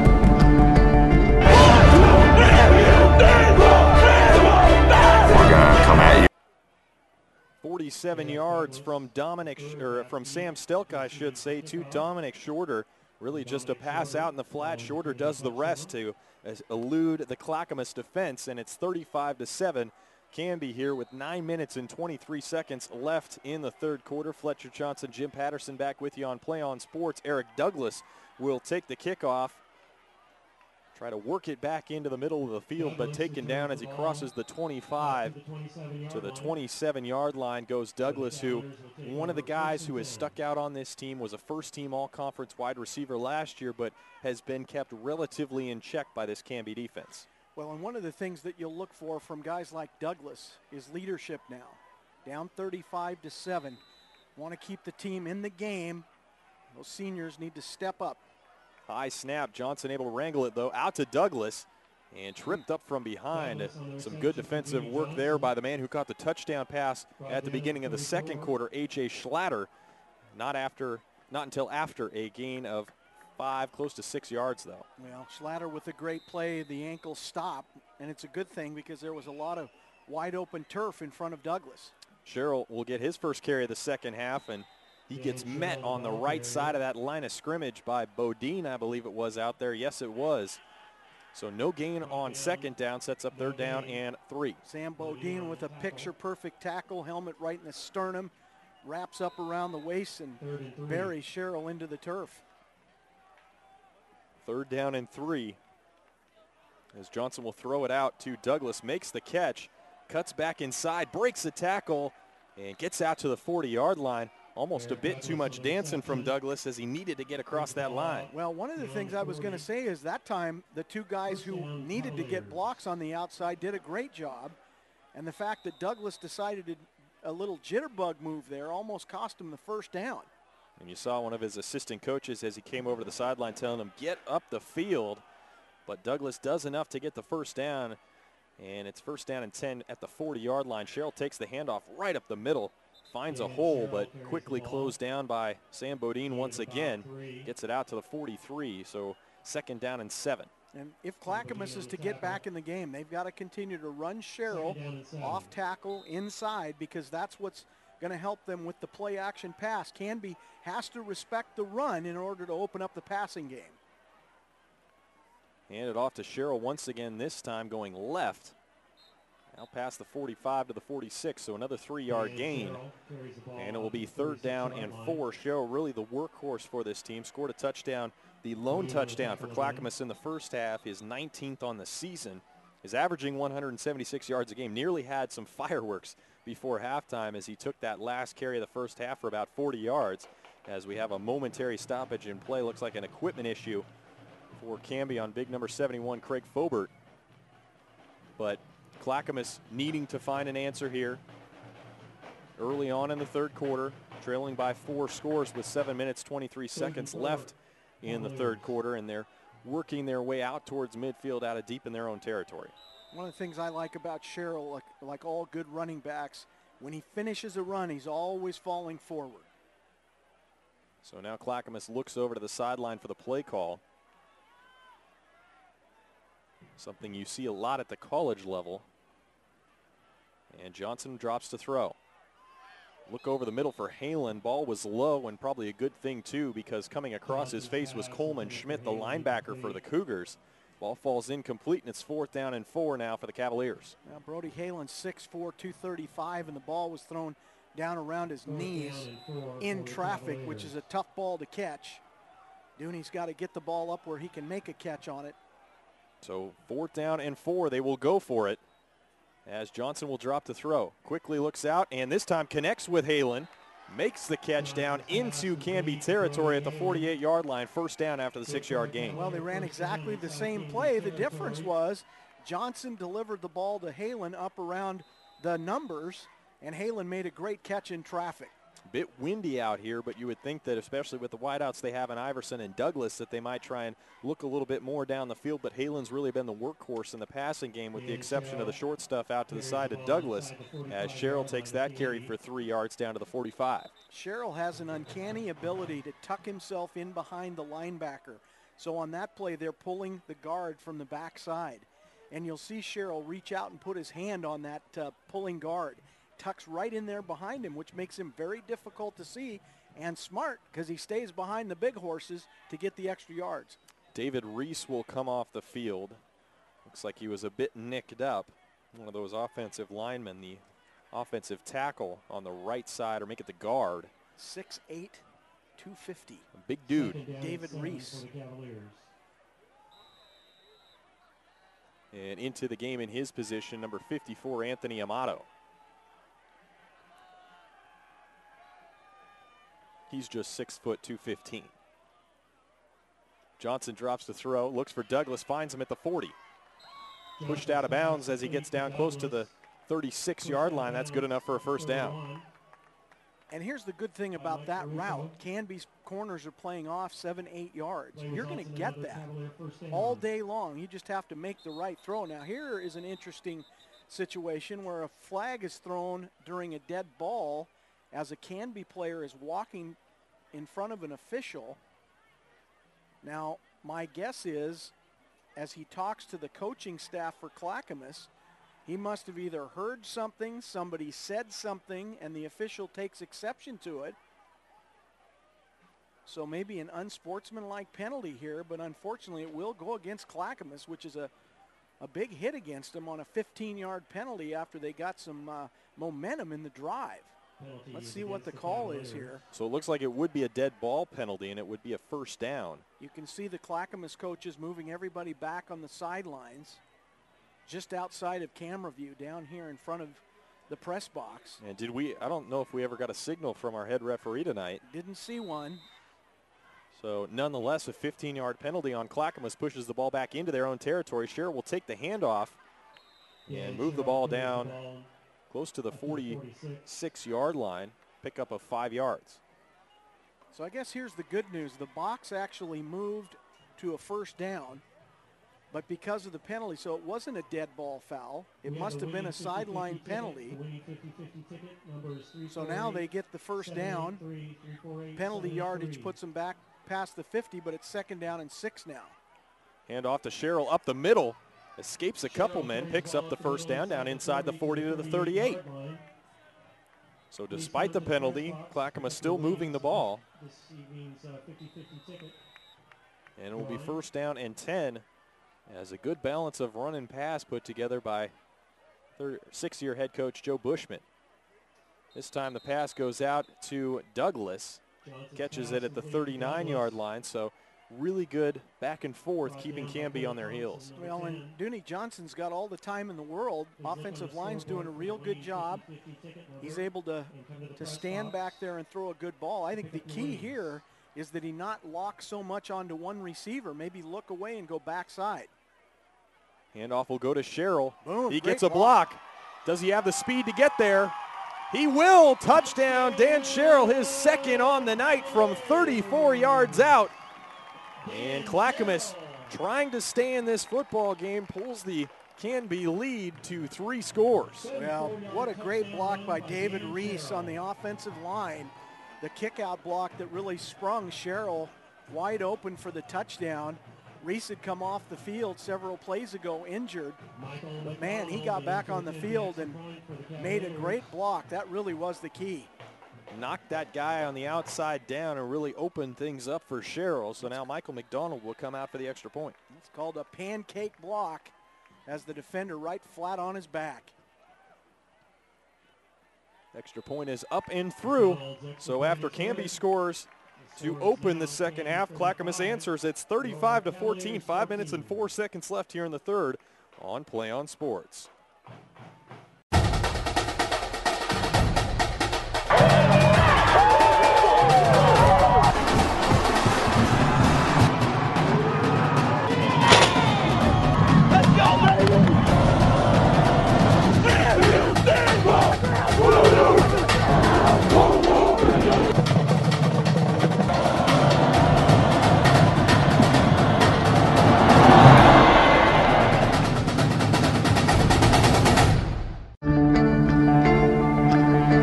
One match away from immortality. This is a total team effort.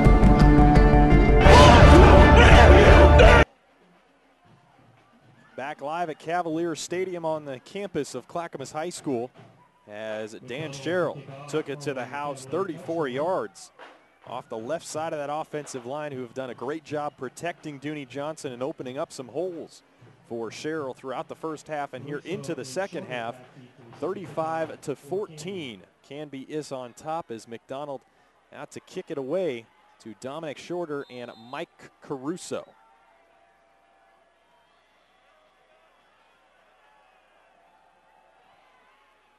This time, McDonald gets a good leg on it, stays in play. Shorter picks it up at the 15. He will be knocked out of play hard right at about the 26-yard line as Zach Farnes, the linebacker, laid a lick on him. Well, the other thing that was done very well is McDonald kicked the ball to the left side towards the boundary. So now the sideline becomes your friend because you want to throw that net around, make sure he doesn't go the other way, and they were able to keep him on the boundary and knock him out of bounds at the 27-yard line. So Sam Stelk leads the offense back out. They've been efficient tonight, scoring 5 different times. If I'm not mistaken, I believe 5 different players as well have scored touchdowns. Maybe Shorter has 2. But Canby very efficient on offense. That gain there just about a yard. And it'll set up 2nd down and 9. Jacob McKinnon, the ball carrier. Canby wants to run some of the stuff off the guard and center. Again, try to catch Clackamas defense asleep a little bit. They've been very effective running the quick trap plays. Good job by Clackamas on D that time. They'll pitch it to Caruso going right. Finds a hole, drives through one man, drives through another man. And out to midfield goes Mike Caruso. He ran over 2 Cavalier defenders there en route to a 17-yard gain and a 1st down for the Cougars. Hayden Kirsch looks like he's coming off the field. He was one of the first guys that Caruso hit. You can tell he's holding his right shoulder. Caruso literally punishing defensive secondary players on that run. So Canby quick back up to the line. Caruso gets a handoff again, finds a lot of room. And down inside the 35, close to the 30-yard line goes Caruso. So 2 big runs back-to-back, 17 and then 20 for Mike Caruso. Caruso runs like a linebacker. He's got a mentality where he wants to make a hit. That time he broke into the secondary and ran straight towards the safety to lay a lick on him. Canby quickly back in business into Clackamas territory, and it looks like the Cavaliers will take a timeout to try and slow this momentum from the Cougars. We'll take it as well. 3:45 left in the 3rd quarter. Canby leading 35-14.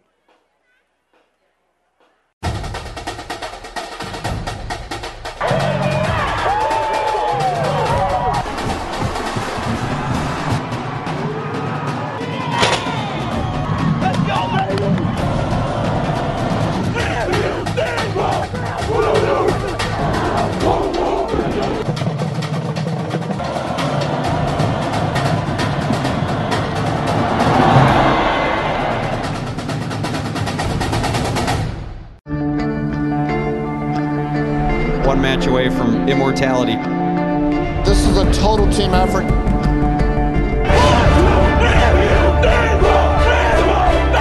gonna come at you. One shot at this. Canby on the move in Clackamas territory at the 30-yard line. 1st down and 10. The Cavaliers just took a timeout to try and slow things down a bit, as Sam Stelk and really Mike Caruso on the last couple plays has torched the Cavalier defense. Handoff will go this time to McKinnon, who finds some running room right up the middle against that Cavalier defense. Moves it down inside the 25 to the 23 for a 7-yard gain. This is exactly the spot Canby wanted to be in. They've got a 3-touchdown lead. All they want to do is hold on to the football, keep it on the offense, grind it out, let the clock run, and finish this thing out with a win. Hand it off to Caruso. Flag will come out. Caruso will get into the end zone, but this one likely coming back. Again, the umpire is the one who throws the flag. So let's see, 50-50. I'm saying it's a hold.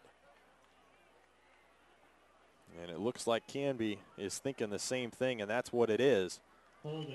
For the most part, though, very clean game we've seen tonight. Nobody putting the ball on the turf. Few penalties here and there. But both these teams playing some solid football. Canby just with the better of it as of right now. Well, and many times the reason there's such a big hole to run through is because somebody on the offensive line has either tackled or held one of your defenders. I would say that the game has been pretty well officiated.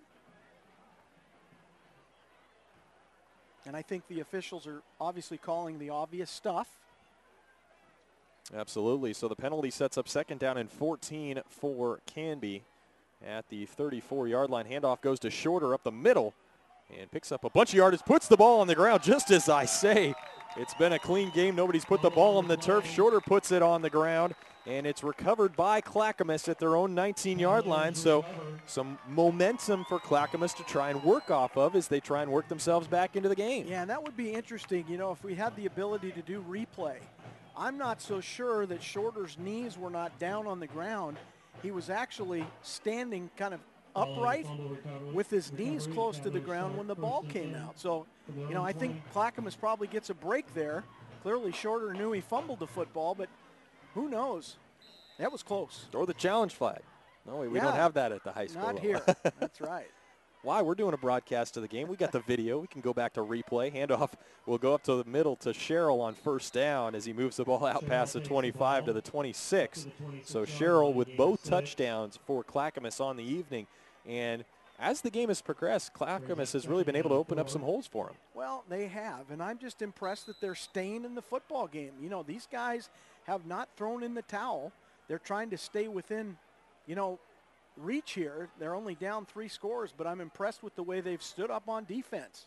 And oh boy, turn and go. Oh, just overthrew Douglas did Dooney Johnson to the outside. If he would have hit him, Douglas was gone. Well, when I was coaching football, that was one of my favorite routes. We called it the whirly bird. And Douglas runs out at the corner, does a little curl route, and then as he comes out of the curl, he whirls around and heads up the sideline. He was wide open. Yeah, Fortier bit on the pump fake. But as it stands, 3rd down and 4 now, and this time they will just run the out. Douglas makes the catch, stays on his feet, and steps out of bounds. Now, because he went backwards and made a football move, it looks like they're going to mark the ball back close to the 33-yard line, which will still be enough for the first down. Yeah, and everybody in the place knows where the ball's going to go. I mean, Eric Douglas is the guy they want to get his hands on it, and Dooney's done a good job to find him. Then there's this guy. Sherrill once again up the middle. Trips and falls as he moves across the 37-yard line and gets it out to the 39. So a gain of 6 yards on first down. We'll set up a 2nd down and 4, make it 5 as he got it to the 33. Quickly handed off to Sherrill once again, trying to get it outside, manages to stay on his feet and gets it out to the 43-yard line, close to the first down marker. You know, Sherrill's done a lot on his own, but the guys up front are really doing a great job. I mean, Trevor Dunn, the right guard, done a great job. The pulling tackle on that play, Sean McDonald. Big fellas up front for Clackamas have done a nice job, and Sherrill's been the benefactor. You know, give him just a little seam, and he can make a lot out of it. He's a great running back. Hits the hole with pace. I'd love to know what the official statistics are as far as the ground yardage. I'm sure he's well over 140 yards rushing. So 3rd down and inches as Sherrill will take the pitch and has the first down and gets across midfield into Canby territory to the 47. Yep, and the Clackamas faithful here, keep your chin up because your team is playing very well. They've stood up on defense, forced a turnover, and now the offense really starting to get into rhythm here with a nice balance of run and pass. 1st down and 10 from the Cougar 47-yard line. Johnson will look to throw. This one tipped right at the line of scrimmage, was looking for his man Ryan Gilbert. And Gilbert was wide open as he beat the safety on the post route. But Canby's defensive front, very well coached, because one of the things you tell those guys to do, once they get stood up, look for the football, and then get your hands up. And they were able to deflect the pass. Sherrill takes the handoff up the middle and gets the ball down to the 40. So it's the nice thing that Clackamas has working right now is they can throw that first down pass and know that if it's not completed, they'll still pick up some yards on 2nd down with Sherrill. Yeah, they've got a great balance now here. They've kept Canby off balance with the great play calling. It sets up a 3rd down and 3. Sherrill to Johnson's left. Johnson drops to throw, quickly out to Douglas, makes the catch, makes a man miss. Fortier able to get him by the shoestring down at the 32, but not after another Clackamas first down, and the Cavaliers quickly to the line once again. So there's the go-to play. The little 7-yard out or curl to Douglas. And Sherrill off the left side once again, cuts inside, taken down as he gets inside the 20-yard line down to the 19. So that working that left side has been good for Clackamas. Well, Anthony Amato from the backside was able to pull and give the kick-out block, and then Sherrill just a great job on the cutback.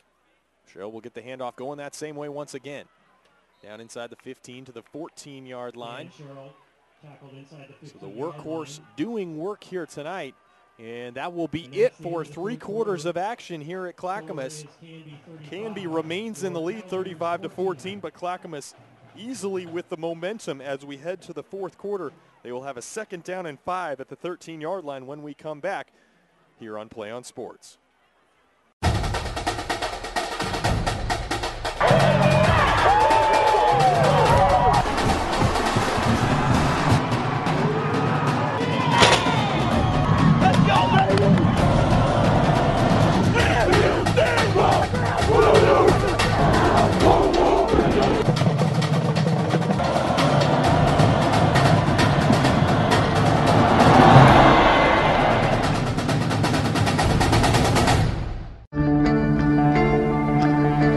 One match away from immortality. This is a total team effort. We're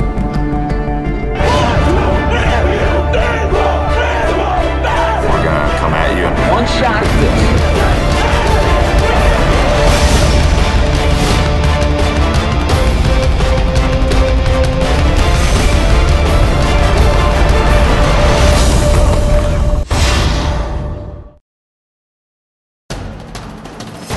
Get a player up here. Oh, that's good stuff.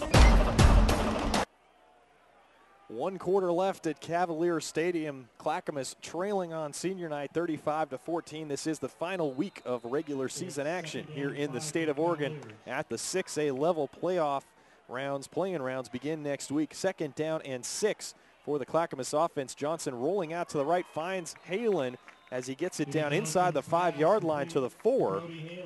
So a nice pickup there on 2nd down, and it's 1st and goal for the Cavaliers as they continue to pick up the pace. And it seems like Canby struggling a bit here to keep up with what Clackamas is doing, as the Cavaliers have really done a good job getting things going, but a man down on the far side of the field. And it's number 79, Chris Barham, who is down, not putting any weight on that right leg, and he will get off the field. So that will momentarily stop Clackamas from lining up and snapping the ball, but they've really picked up the pace here on this drive. Well, one of the things that you can tell by looking at the Canby defensive players, the hands on the waist, standing straight up, trying to get as much air as they possibly can, as Clackamas really has put the offense into overdrive here and kept the Cougars on their heels. It'd be a big play here to punch it in the end zone for a score.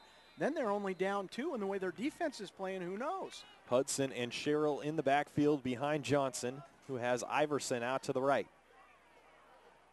He'll pitch it to Sherrill going left. Cuts inside, reaches for the end zone. Does he get there? Looks like they are going to mark him just short at about the 6-inch line. So it will be 2nd down and goal from there. And they will line up quickly once again. Dan Sherrill is just a junior, so he'll be back next year. He can cut on a dime. And this time, Dooney Johnson will just try and push it in. That should be a touchdown. Does he get in? Still no sign from that far side official. And they're saying he's down short. Dooney Johnson. Well, honestly, I don't know how you can determine that he was a foot from the end line. Ball just has to break the plane. Looks like they were close to getting it in on the last 2 plays were the Cavaliers, but that ball has to be no more than about 3 inches from breaking the plane of that goal line. You know, I'd go with a quarterback sneak again, minimize the opportunity for something bad to happen, although a quick hit to the fullback here wouldn't be bad either. They will pitch it out. Sherrill's got to beat a man. Cuts inside. Does he get to the end zone? Touchdown. Sherrill is 3rd on the night, and what a play. That's the exact description. Well, he got the touchdown as a result of really 3rd effort, because I'm surprised they decided to go to the wide side of the field with no lead blocker a play where you're going to pull a guard is slow to develop, but Sherrill, again, with that ability to see the field of the cutback and then the extension of the ball over the goal line before the knees hit. Just a great play by Dan Sherrill. The 1-yard touchdown run is Dan Sherrill's 21st rushing touchdown on the season. Michael McDonald for the all-important extra point. It is up and through, and don't look now, but Clackamas is as close to Canby as they have been since the first quarter of action. 35-21, Canby still in the lead, but Clackamas clearly with the momentum here on Play On Sports.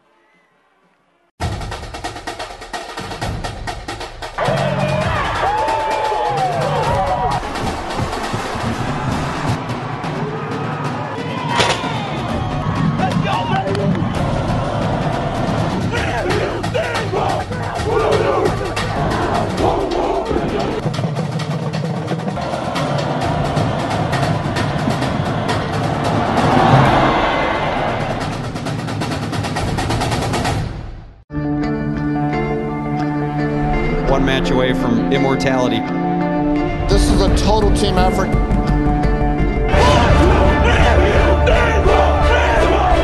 We're gonna come at you. One shot at this.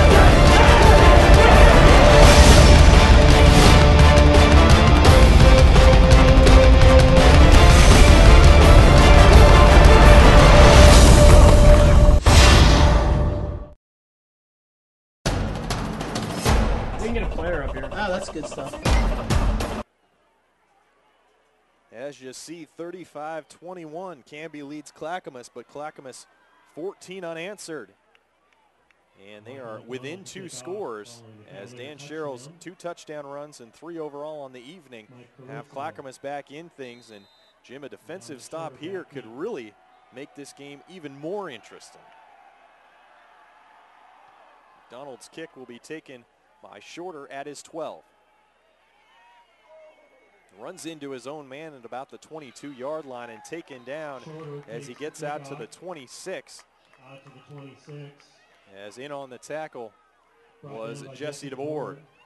Now, and you can see there's a little bit of extra energy from Clackamas now as the defenders hustle out onto the field. DeBoard with the nice tackle, he's fired up. Let's see what the Cavaliers can do here. A 3-and-out would be huge, especially since they really have had the offensive momentum the entire third quarter. They held on to the ball for a while there at the end of the third. And this time the handoff to the outside for Canby will go to Jace Cates. Flag down on the play, though, and once again in that area for holding possible. Well, that's the play that you've got to stop, is that counter. And if you can stop that effectively, then you've got a chance. Or if you get help from the official because of a holding call, that's even better. So 10 yards from the spot of the foul will push the ball back to the 17-yard line. So a first down penalty, and Canby a turnover on their last offensive possession as they had worked the ball into Cavalier territory, and a couple penalties here in the second half as well, and where they were hitting on all cylinders in the first half, struggling to find that rhythm again here in the second half after their first touchdown on their first drive of the second half. Well, and the offensive lineman, if you're running wide sweep and the guy gets across your face, the tendency is to grab hold of him. And the officials caught that holding a couple times here. Handoff will go up the middle to Schreier, couple broken tackles, and he picks up almost all the yardage out to the first down stick, and it looks like he does get enough yardage, 20-plus yards for Schreier on the dive up the middle. And there were a couple Clackamas defenders there to stop him. They couldn't bring him down. Well, that's not the first time tonight where a whole pile of black jerseys look like they're going the wrong way as they're making the tackle.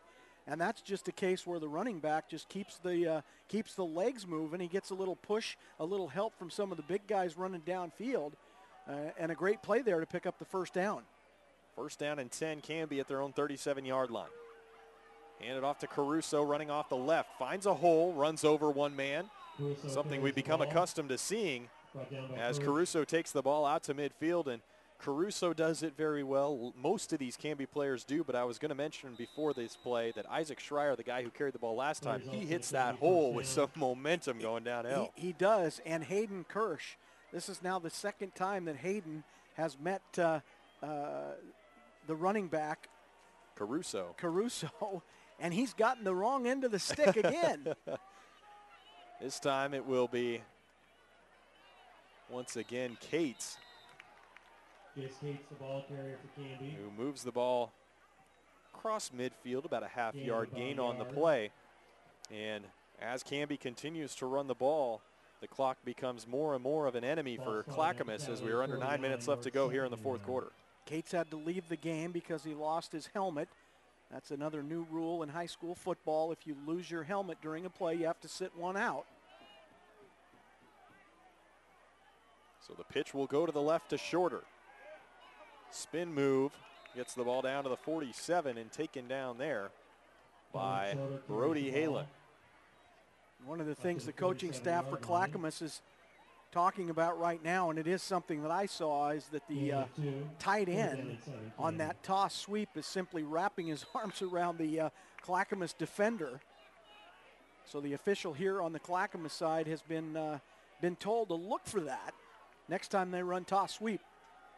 Stelk will throw it this time, looking out, and it is his man who makes the catch, although. Whoa, I think Douglas may have taken the ball away from him. And we're waiting a signal from the official on that side, and he says that Canby maintains possession. That looked a bit iffy. Well, Douglas made a great play. I mean, he's got to make that play in order to keep Canby from making the first down. But it looked to me like as he was taking him down to the ground, he actually got control of the football. I'm not sure that the official on that side could see it because the players' backs were to him. But it is fourth down, and Clackamas, hey, they've stepped up again on defense, and they're going to get the ball back. They've held, so now it's just a matter of where they will start field position-wise. Dominic Shorter will punt this away from his own 40-yard line, and it is Ryan Gilbert who stands at his 15. They come after it and are unable to get to him, but Gilbert calls for the fair catch. Will take it at the 16-yard line, so the defense does their job. Now can the offense put another drive together to pull within a score? We'll find out. 7:31 left in the fourth quarter. We'll actually keep it here as Clackamas quickly out onto the field. And Fletcher, one of the guys that I don't think has played a key role but might down the stretch, keep an eye out for number 25, Taylor Stinson, the 6'6" junior who plays tight end. Let's keep an eye on him during this drive. Johnson will drop the throw, quickly swing it out to Gilbert, who makes the catch, but forced to fall forward to make the catch, and really a loss of half a yard on the play. So they're able to get the ball out to him, but he's unable to do anything with it. And Clackamas quickly back to the line as we are at about 7 minutes and the clock running here in the fourth quarter. Johnson looks left, back across the middle, looking for Stinson, too far out in front of him. Johnson's pass intended for Taylor Stinson, incomplete. Now, Dooney's got to get the ball up around the numbers where the guys can catch it. Again, Stinson is 6'6", and anything below the waist on a drag route, that's just going to be a really tough catch. You want to hit the guy while he's in stride as he comes across the formation. So it's 3rd down and 10 at the 17-yard line for Clackamas. Keep an eye on Douglas, who's in the slot. Dooney will roll left, throw the ball out, and catch made by Jacob Iverson. That's his first catch on the evening. And Iverson picks up enough for the first down as the ball out to the 31-yard line. 14-yard gain on the play, and first down for the Cavaliers. Well, very impressed with Dooney Johnson on that play as he rolls left. He's a right-hander. And he had a lot of zip on the football to get it outside quickly and pick up the first down. Nice throw. Handoff will go to Sherrill going left. Makes a man miss. He's into the secondary. 45 and down at the 47. So a 16-yard gain from Sherrill and another first down. 6:41. The clock will stop as the chains move, and Clackamas moving out of deep in their own territory. Fletcher, we don't have official statistics, but my guess is he is close to the 200-yard mark rushing. And he'll get the handoff here again, going left through the line. And another 9 yards picked up on the play. So Clackamas really running with that pace now after they were able to pick up that 3rd down on the pass to Jacob Iverson. And they're into Canby territory, 2nd down and really inches, as Johnson will take the snap from shotgun. High, hands it off to Sherrill. Sherrill able to pick up the first down inside the 40-yard line to the 39. See, what's important is to continue to get first downs, because then the clock stops. Because now the clock is really not your friend if your Clackamas trying to come back. At 6 minutes, it'll probably take them another 2 minutes unless they break a big play. Then they've got to stop Canby and get the ball back to try to tie it up. Johnson rolls out to the right, throws it to Douglas, who slides to make the catch. Pickup of 2 yards on first down makes it 2nd down and 8. And they're in full hurry-up mode here as Coach Bushman recognizes they need to get a score up on the board quick. Johnson will look down the field for Iverson, who's down there just a little out of his reach. And that, while Dooney Johnson has been great tonight, there's been a couple plays where it's just been a little bit too far. Well, he just needs to get a little bit more air underneath the football, a little more arc, because he's had some guys wide open down the field. And he's done a great job of throwing the ball like a dart, but on those fade routes, those vertical routes, you've got to get some air underneath it, let the receiver run underneath it. This time handoff will go to Sherrill going right, bounces it outside, and he gets it down to the 31-yard line. So it will be a gain of about 2 yards on the play. The clock will continue to run, getting close to 5 minutes left here in the 4th quarter. So it's 4th down, and we'll make it 3. Well, this is a must conversion here if they have any chance of winning the game. They'll hand it off to Sherrill, try and pick it up on the ground. He's got it. He's through the hole. Down inside the 10-yard line, pushed out as he gets down to the 7 by Cole Thompson, but there goes Sherrill once again, found a hole. Well, what can you say? I mean, the kid has just done a great job, and again, the big guys up front. That's a tough play. You got 4 yards to get on 4th down, and that's how much confidence they have as they go toss sweep. Sherrill comes out of the game for this play. Handoff will go to Hudson going right. Muscles his way down inside the 5 to the 3-yard line. We're under 5 minutes left to go. Clackamas threatening to make this a 1-score ball game. Sherrill will come back in, as will Jacob Iverson. Douglas Gilbert and also Keegan Daly will come out. Dooney Johnson at quarterback is reminding his guys in the backfield, fellas, 2 hands and ball security. We can't afford a turnover here. 4 minutes, 30 seconds and the clock running. Pitch to Sherrill going left. He'll cut it up the field, and he will squeak it into the end zone. Sherrill's 4th touchdown on the night. He has all of Clackamas' points, and pending the extra point, we are 7 points spread between Canby and Clackamas. Well, Fletcher, it's realistic because Canby's going to get the football back with a little over 4 minutes to play, and you figure if you get a 3 and out, Clackamas probably gets the ball back somewhere around the 2.5-minute mark, which is plenty of time based on the way they've dominated offensively here in the second half. And just very impressed with the way Clackamas has stayed in the game and worn Canby down. The defense for Canby has had to be on the field a lot more, and you can tell it's taken its toll. They're a little gas, and Clackamas has certainly picked up the pace in the second half as well, really wearing down that Cougar defense. This is a big extra point right here. Big extra point from McDonald. Dooney Johnson to hold. The kick is up, and it is through. So with 4 minutes and 26 seconds left, Clackamas has scored 21 straight, and it's 35-28. Stick with us. We'll be back with the conclusion of this one here on Play On Sports.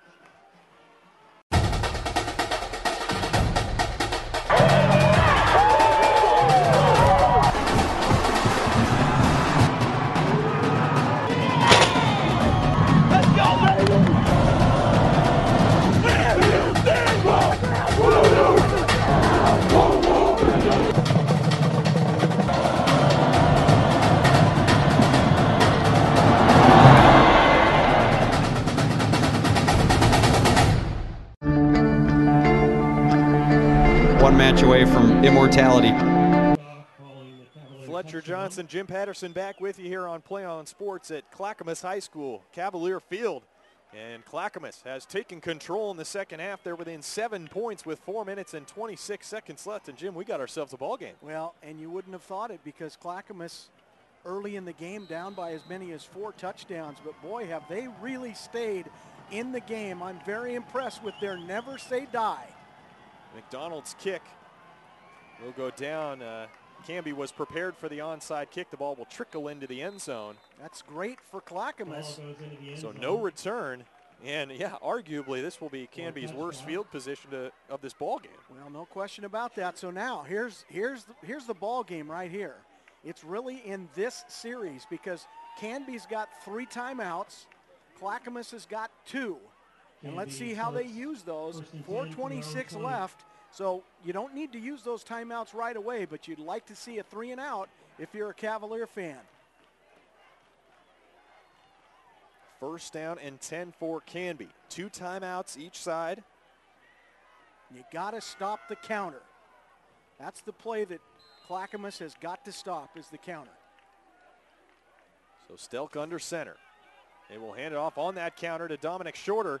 Makes a couple men miss, gets the ball out past the 25 to the 26-yard line. 6-yard gain, second down and 4 as 4 minutes, 15 seconds on the clock running. Now defensively, if you're Clackamas, you know one of the things that you've put Canby in a position to do right now is they don't want to have a turnover, so they're not likely to put the ball in the air. So that's going to limit some of the things that they're going to do. So watch for the counter, watch for the quick-hitting trap play.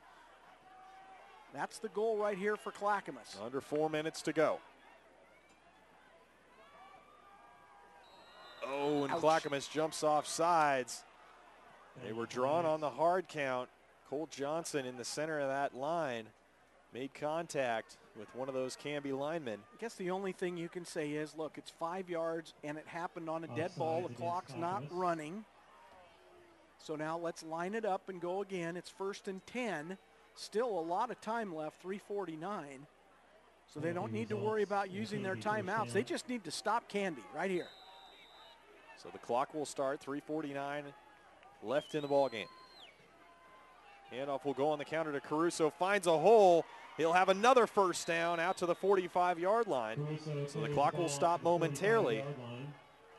But really, in all honesty, if you're going to give up a first down, it's better to do it on a first down than later on in the downs. But when you're playing the wing T teams, you have to stop the counterplay. That's the one that kills you because you can't find the ball in the backfield. And that counter action, the linebackers have just got to really focus on finding the football and staying in their lane, stay disciplined. And that's tough to do because you want them to react to the ball. 3 minutes, 15 seconds, and the clock running in the 4th.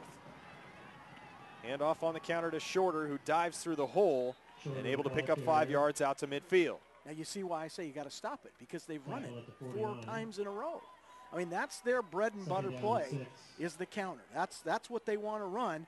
And now what they're going to wind up doing is they've got you thinking counter left, counter right. Now watch the fullback, because that's where those big gains, they can chew up 25, 30 yards with the quick hitter. McKinnon is in directly behind Stelk. And Clackamas was looking to bring the blitz, but jumped off sides on that far side of the field. I believe that was Cody Lutz who got a little over anxious, and a couple other Clackamas defenders, if we're going to be honest. Well, and here's the problem. Once you jump into the neutral zone, boom, penalty, automatic. Doesn't matter if the offensive guy flinches.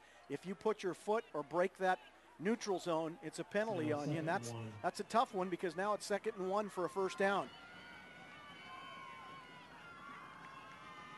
Clackamas fans trying to make some noise to invigorate their team. Handoff will go to Caruso, and he's got the first down to the 43-yard line. What play was that, Fletch? I think that was one of those counters you were talking about. Yeah. Yeah. First down Canby. So now we're really in the territory where if they don't get a stop here, this ball game will be over.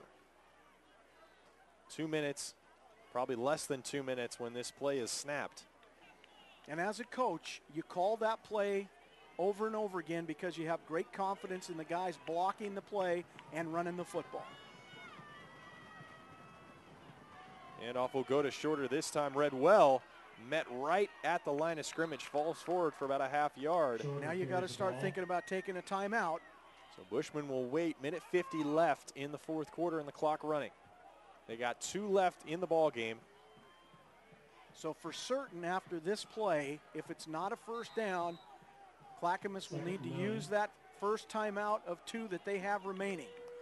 And Canby, on the other hand, is going to be very deliberate. They're going to run the entire clock out you'll look for the back judge at the 20-yard line. When his hand goes up in the air, that means they've got 5 seconds to snap the ball. So watch as Stelk looks in the backfield. There's the 5 seconds. Handoff comes, it's that counter. As Caruso breaks a couple arm tackles, drives forward, reaches out for that first down line, and he will be short, it looks like. He gets the ball to the 34. Nope, he's got it, and that will... Well, they didn't give it to him. They spotted it to 34. He's about a yard short. That official on the far side of the field started waving the first down or the flag crew to move it down the field, but overruled by the head referee. And a timeout called by Clackamas. So 1:09 left in the fourth quarter. As Clackamas has one timeout left, it'll be 3rd down and inches for the Canby offense. Well, so Clackamas with one timeout left and 1:09. And Canby has executed this thing exactly like you would want to, leading by a touchdown, getting the ball with a little over 4 minutes left to go, and you just want to pick up first downs. You just want to keep getting first downs, and that's what they've been able to do, and they've really only run one play, one type of play, and my guess is they'll run it again. So this is for the game. Canby's had a lot of success running Caruso on the counter to the left. Let's see what they've dialed up here. Just a quarterback sneak up the middle. Stelk, the big 6'5" frame, falls forward behind an even bigger offensive line, picks up the first down, and that will just about do it, as it looks like Clackamas will take their 3rd and final timeout. 1:05 left, but now it's just a couple knees for the Canby offense. Have to be impressed with what Clackamas was able to do in the second half to pull themselves back into it, though. No question. I mean, having watched enough football, there are so many teams that being down 4 touchdowns to a team like Canby, they could have packed it in really early. But I've just been very impressed with the way Clackamas has continued to fight back. Really, they dominated the 3rd quarter and most of the 4th quarter. Canby has just been fortunate here, knowing that they had a 1-touchdown lead. They've done a great job here in their final possession to just gobble up the yardage, get the first downs, keep the clock running, and force Clackamas to have to use all their timeouts. And unless something crazy happens here, the Cavaliers will come up 1 touchdown short, but they've played a great game tonight against a very good Canby Cougar football team. They'll pitch it to the outside of Fortier. Tries to get around the corner, is able to. Picks up another first down, and out of bounds he goes down at the 14-yard line. So the clock will stop with 57 seconds left. Bit surprised they ran a play there. Well, surprised, and then really, if you think about it, you want your running back to stay inbounds. Don't go out of bounds. Nonetheless, 1st down and 10 for Canby at the 17-yard line.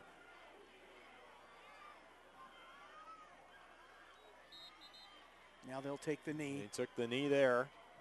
Still takes a knee.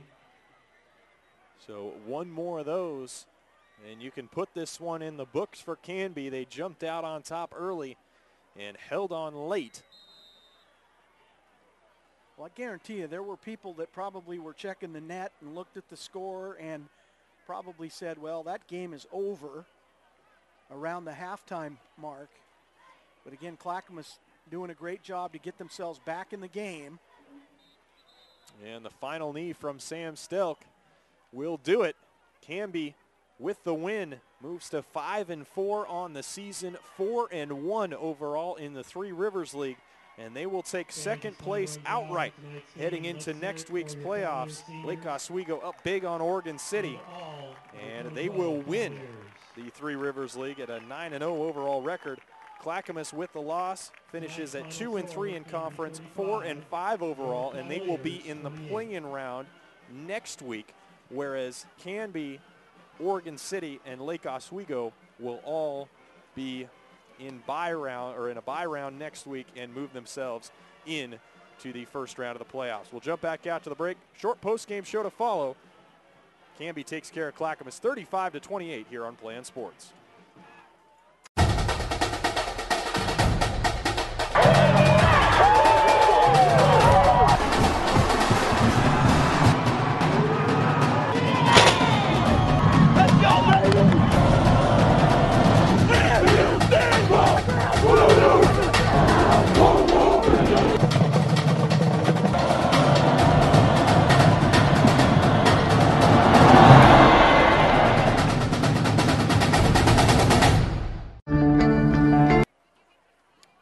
Cavalier Stadium for a final time. Fletcher Johnson, Jim Patterson with you. Canby takes care of business tonight over Clackamas 35-28, heading into the playoffs that begin next week here in the state of Oregon. And Jim, what's your initial takeaway after the Canby victory here this evening? Well, they're going to be difficult to play in the playoffs because they run an offense that not a lot of teams do. So preparation for the wing tee at the 6A level, not something you see a lot of. So they're going to create some problems.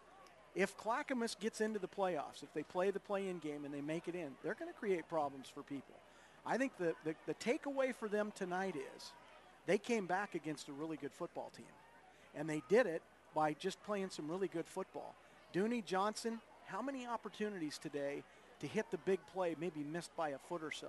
I mean, just 2 or 3 plays in this game and the outcome could have been different. So the takeaway here is Canby will be difficult to deal with in the playoffs. If Clackamas makes it in, they're going to make it tough on their opponent as well. Johnson missed a slant to Gilbert in the first half that probably would have resulted in a score, and then Eric Douglas on the whirlybird route, as you called it, Jim, right, had the defender beat, just slightly overthrown. Otherwise, he would have been gone as well.